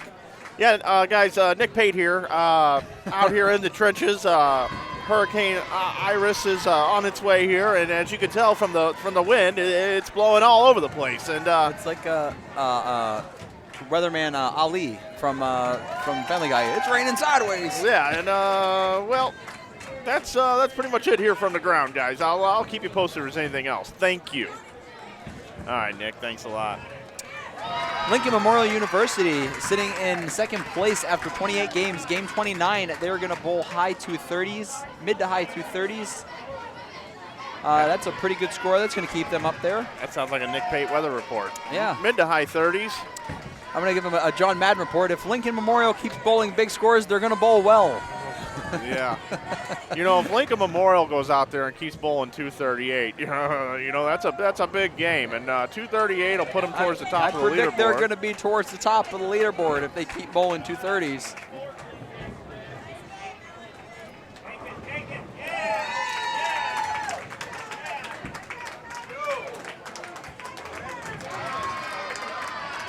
And respectable 2-0 here for Lindsey Wilson with a double in the 10th. We're getting some strikes over here for Pikeville. Pikeville and Union, yep. Yeah. You know, I keep getting confused because Pikeville has new jerseys. When I say New Jerseys, I think of the state. New uniforms, new jerseys that they're wearing. But when I bowled, Pikeville wore black and orange. So I keep thinking that Union College is Pikeville.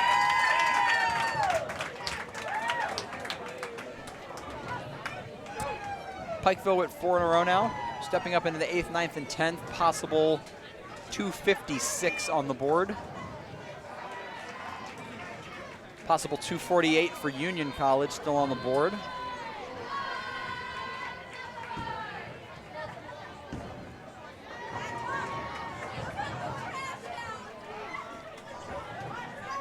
You know, the scoring in bowling is so unique. I hear a lot of people rip on it and say it's not fair, but I like how unique it is. It is. It is unique. I mean, it's more about, and I think that's kind of how the World Bowling Tour scoring system tries to fix that. So, for example, if I were to go front 5, 9 spare, 9 spare sheet, I would bowl 268. If you were to go front 5, 9 spare, strike 9 spare sheet, you would bowl 259. And I would beat you by 9 pins. 258, right. 259. What did you just give me? What was the scenario? Front 5, 9 spare, strike 9 spare. You would bowl 259. Yes. Yep. And had you doubled in between there, you would have bowled 258. So 259. Yeah. But we both missed the same amount of times. We could have both left the same pin, but I beat you by 9 pins just because of where I missed in the game. And so it's unique in that sense. But the way the World Bowling Tour does it is a strike is the strings of strikes don't necessarily matter. Every strike that you throw is worth 30 pins. Right. So I'm a fan of both. I think they both have their place. You know, this is kind of the traditional scoring system.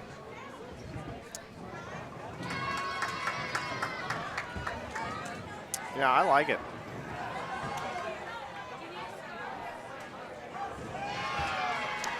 I think it rewards you for stringing strikes in certain spots, and you know, there's a little more meaning to striking in certain spots. If I had to really analyze scoring, I would like to establish a degree of difficulty scoring system. A degree of difficulty scoring system. So when you say that, do you mean, so for example, are you talking about lane pattern difficulty or just like picking up a split? Yeah. Or, okay. So I like that idea. I think that the fact that a strike on and it almost goes back to golf a little bit. I think that 200 should not be par on every pattern because every pattern has a different degree of difficulty. Yeah. And I'd almost like to make it more like golf, where if you're bowling on a house shot, I would say par is 230 or 235. And if you're bowling on the U.S. Open pattern, par is 180 or 185. Yeah. What do you think about this 6-7 getting picked up here? Ooh. It was close. So how about 204 and possible 223? Yeah, I like the idea of a strike being worth 30. And I like the idea of a spare being worth 20. But a split conversion being worth, a spare being worth 10 and a split conversion being worth 20 maybe? I like the spare being worth 20 plus the amount of pins you knock down in the first shot. So like 20, so it would be 29 if I got 9 spare? Yeah. But then that wouldn't be rewarding the degree of difficulty. Because I would think if you got 7 count, that spare would be more difficult than the single pin. Well, that's where the bonus qualifiers have to come in. Are you just starting to make this up as you No, go I'm being along? serious. I don't have it all figured out exactly, but say you leave the bucket. Okay. All right. It's a 2-time multiplier on the 4 pins you left up there. Okay. That's in the 2 times multiplier. So that would be category. so I would make that for 20 pins, and then because I got 6 and you double that, that would be at 32. Yeah. So that spare would be worth more than a strike. You'd almost be trying to bucket rather than strike. Yeah, and if you wanted to really try to bucket and pick it every You time. want to talk about spares for dough and strike? What was it? Yeah. Yeah. Yeah. Strike for show, spare for dough. Yeah. Like if you could consistently go up and leave a bucket and pick it every time, you deserve to do better than the guy that's throwing Brooklyns through the nose, whatever. Regular strikes. I mean, you deserve it. If you know how precise you have to be to leave the bucket every time. It's not an easy spare either, depending on the pattern that you're bowling on. Definitely not. Okay. A baby split is a 1.5 times multiplier. I'd make that every time, though. 1.5. So you leave the baby split and you pick it. It's the same as a strike. No. You get 32. Yeah. No. 31. No. 1.5 times multiplier. Yeah. You would get 32. No, because you'd get 3 for the 2 because it's 1.5 times multiplier. 20 right? for the spare. You knock down 8 pins, and then half of 28. that. And then half of that would be 4 pins. No, you left 2, and it's a 1.5 times multiplier. So 2 times 1.5 is 3. Does that make sense? Okay, I misunderstood. I thought that because I thought that it was if you spare it, you get 20, and then it would be a 1.5 times multiplier on the pins that you left. So that would be 12. How are you getting 12? Because 1.5 of times of 8 is 12, is it not? 8 and 4. You're taking it from how many pins That you knock down. that you knocked down, not from how many pins you left. It's the pins that okay. are left. Okay. So on the bucket, you'd have a 2 times multiplier, which would be 8, right? Did I say that right? Yeah. We're 'cause- confusing ourselves. Yeah, a we little are. bit. We are. We're just making this up as we go along. This is the most confusing. Scoring system ever. That's probably why they just haven't changed it. I know. But here's the thing. You leave a 7-10. It's a 10 times multiplier. I'll tell you what. If the 7-10 is a 10 times multiplier, Joe Stillman would have 32 titles. But it's only a 10 times multiplier on 2. For those of you who don't know Joe Stillman, he makes 7-10s for money. So you'd get 48 for leaving the 7-10 and picking the 7-10. Yeah, that would be a good one. The 8-10 would be an 8 times multiplier. I really want you to thoroughly draw up this scoring plan. It'd be fun. Maybe we can do it tonight at dinner. Eat our tacos and come up with this scoring system and present it to our viewers tomorrow and see what they think. You'd have to have like every combination in there. Well, good thing there's only what? How many thousands of spare combinations in a bowling rack?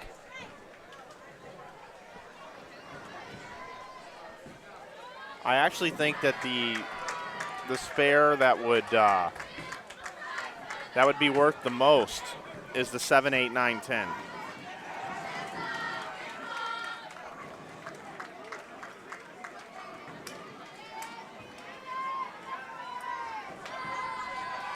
If you went up and left the entire back row, first of all, it's extremely difficult. You're right. That is extremely difficult. So if you were to leave the 7, 8, 9, 10 It should be 100 times. and pick it, yeah, it would be 100 times. That's yeah. And I've never seen it. I think the only way that you could possibly do it is if you took like a 6-pound ball and just kind of rolled it down the middle very slowly and just happened to get really lucky. Well, actually, I've seen it done before. I've never in my life seen. I've seen 7, 8, 10s or 7, 9, 10s. I've never seen all 4. Yeah, if you have, if your ball speed is 0.2, 0.2. You can leave it. And there are a few very, very slow bowlers in this world. And when they bowl nationals, they always get the clock on them. But you can leave it. Now, it's more difficult for someone to pick it that left it because you got to have a little ball speed to pick it up. Right. I've actually picked it up a couple of times. I used to, when I actually used to practice back home, we had actually they're the same machines that they have here, the A2s, and you can set up what spare you want. And I used to set up the 7, 8, 9, 10 and practice single pins. Okay. And occasionally I would slide it all into one another. If I missed badly enough of whatever pin I was hitting at. There would be certain leaves as well that I'd want to penalize players. Like the one that I'd really want to penalize people. I really want to penalize Brooklyn's. I'd want to penalize bucket plus the 7 and the 10. Why is that? Because you must have horrible ball roll. And you just deserve a penalty. Yeah. It could have also been, it could have also been a bad rack that you didn't notice, and you should be paying more attention. Yep, exactly. 4 count bucket with the 7 and the 10. And oh, by the way, I think if you take the 6-9 out of the rack or the 4-8 out of the rack, you should get a bonus. That's hard to do. Yeah. You should get an 8-pin bonus. It counts as a strike. You get the 2 off the rack plus an 8-pin bonus. Yeah. Yeah, exactly. I mean, there's all kinds of cool things with this. I have a feeling that we would be the only 2 people playing this. Oh, we with would. The scoring system. We would design a scoring. We'd talk to Cubic AMF or something. I bowled 683 that game. Yeah. Well, believe it or not, I think it would be a distraction to people. And the guy who just sits there and just keeps throwing strikes anyway is gonna beat these gimmick bowlers anyway. It's all for nothing.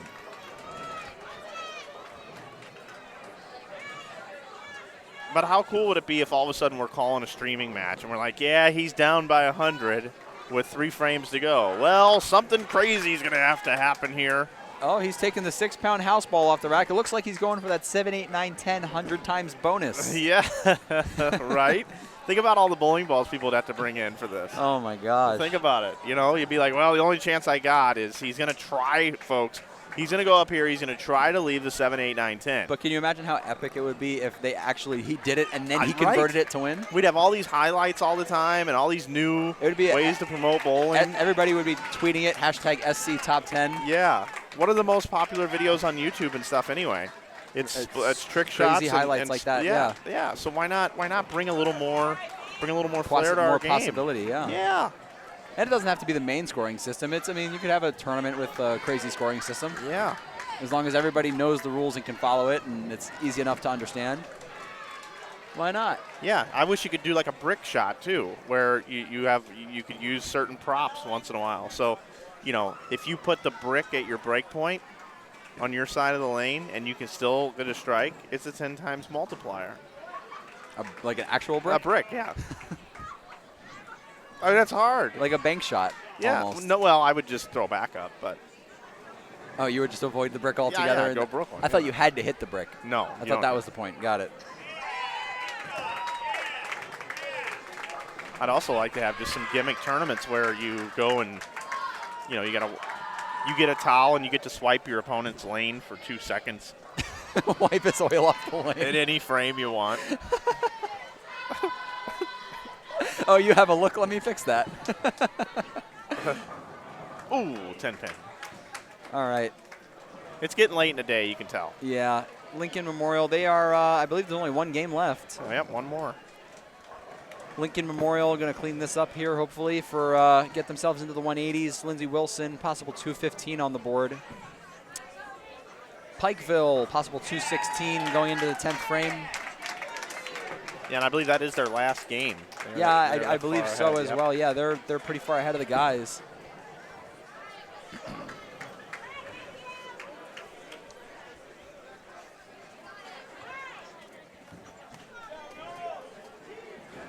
Yeah, I know. I'm the first thing I'm going to do when I get home tonight is I'm going to go back and listen to this ridiculous conversation we just had about this scoring system.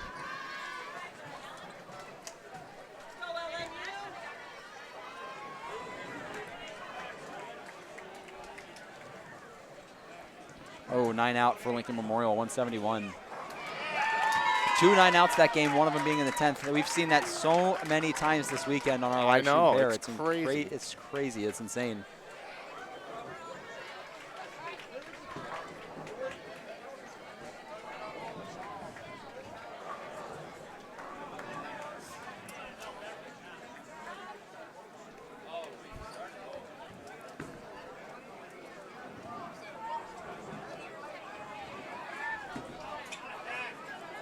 The Dumb and Dumber bowling score. You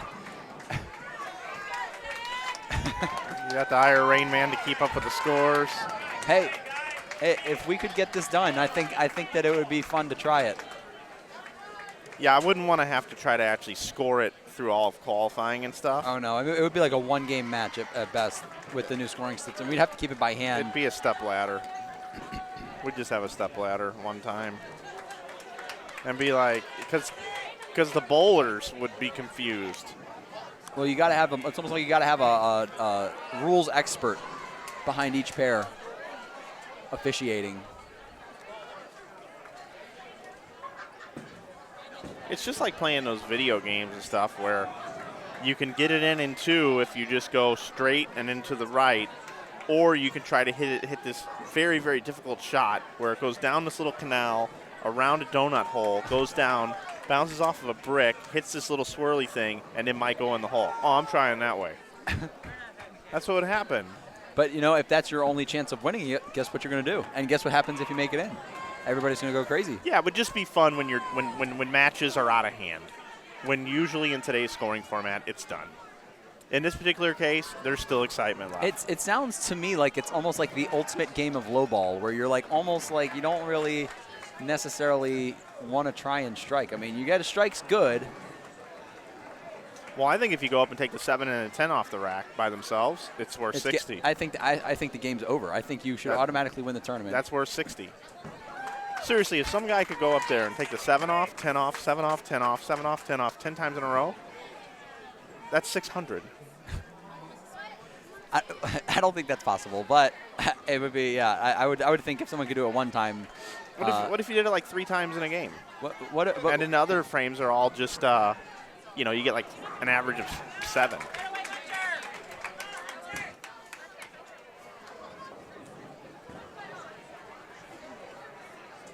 Still only like 150. But if you did it every frame, you bowl 600. 3 times would be 180. 7 times 7 is 229. Richard Hansen missed a FaceTime call. FaceTime? No, I'm not going to FaceTime him while I'm in the booth. Well, why not? I guess I could.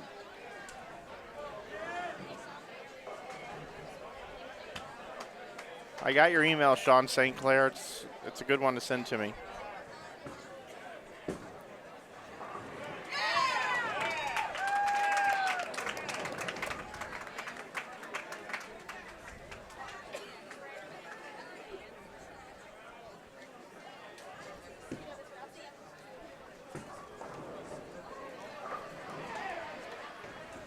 Oh, hey, we are in game 32 now, right? We are in game 32. We are coming down the stretch, the home stretch. We are almost halfway done.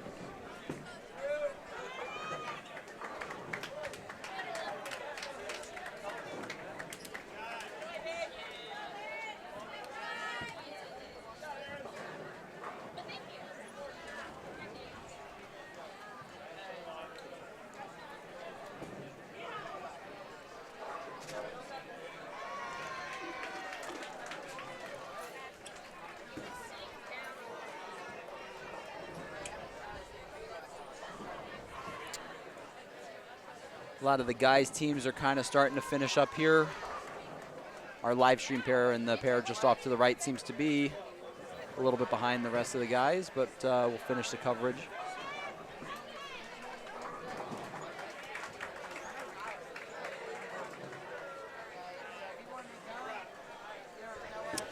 So tacos at 7? Yeah, it sounds good.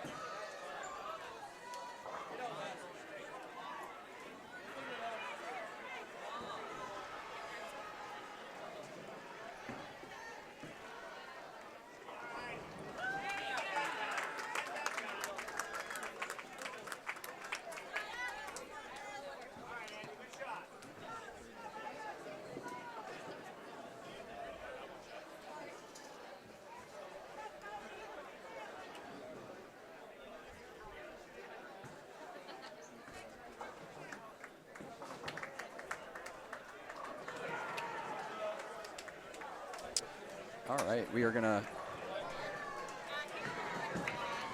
call and get a reservation for some tacos at 7. Okay, sounds good.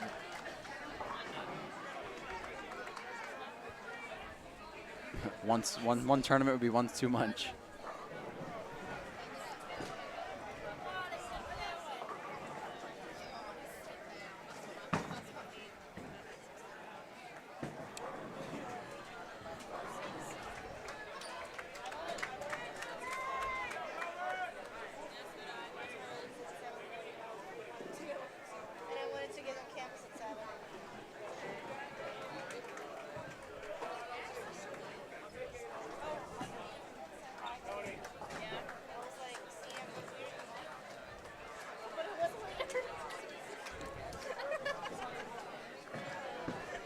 Well, scoring is fallen off here a little bit this game, but nice little pickup there. Let's take a look at it again. See, the degree of difficulty here would be about a 2-timeser. Yeah, and with as dry as they are, it's really tough to create angle down the lane. Yeah. To get that spare there. So that was a really good pickup. Oh. I think if I use my sideboard pearl, I could definitely pick that up. Gotta go nice and slow, a lot of axis rotation. All right. We got hugs going on. He's done bowling, so he's just hugging everybody to get out of here. Thanks, Coach. Good day today. Yeah, thank you. All right.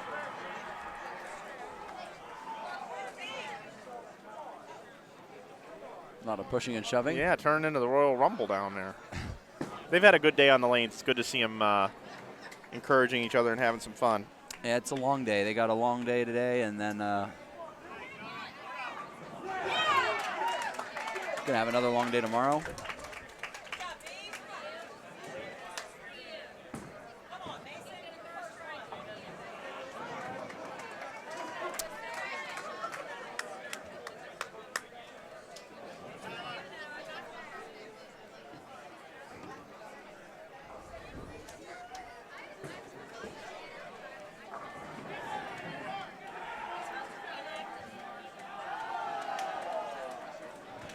Every once in a while, Matt, we get people to watch our broadcast that really don't get what we do every once in a while, because our broadcasts are a little unorthodox with our commentary. And I know we have somebody out there watching right now that isn't too pleased with today's commentary on the broadcast, and I would just say to you that this is just how we are, and this is what we do. We call bowling, and we don't sit silent. We continue to talk over and over again, and there's only so many things to talk about. We present the bowling for you in front of you with a nice picture. We provide scores for you to check it out. The sounds are there to be able to hear the bowlers bowl. And we sit up here and we communicate everything that needs to be communicated from a sponsor standpoint, informational standpoint, give you the directions on where you need to go to keep score at home. But after only so much time, calling every shot, explaining exactly what's going on, just is not something that we do here. It yeah, just gets a little repetitive. We try to keep it fun and loose and entertaining. Yeah, and the wheels fall off a lot here in this booth, but hopefully you can get through the last few shots we have here. And there is always the mute button available if you'd like to do so. We do provide the pictures and the show, and we do take all of our fans very serious. And when we do get some messages like this every once in a while, it doesn't happen very often, but we did get one today.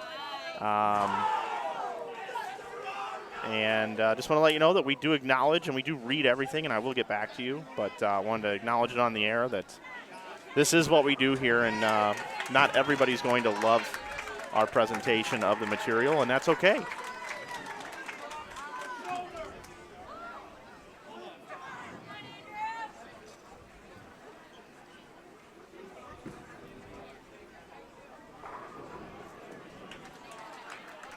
And thanks to everybody in the chat participating as well. Thanks for hitting that like button down below. Thanks for continuing to support not only Inside Bowling, but Bowl TV as well. We do have 4 streams for you today all over the country. Craig Elliott, Aaron Smith, and Emil Williams Jr. working hard. And after 32 games of Baker here,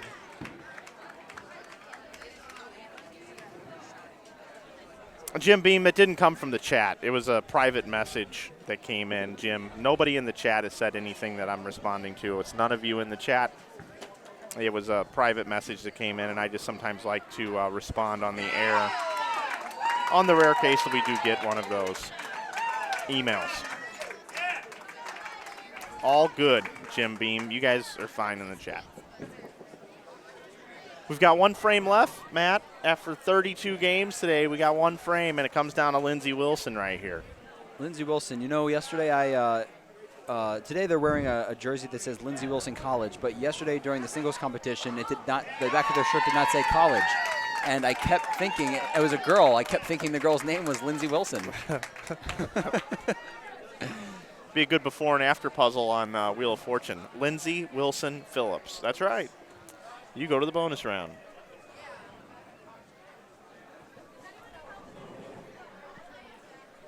This is about the last pair done, too.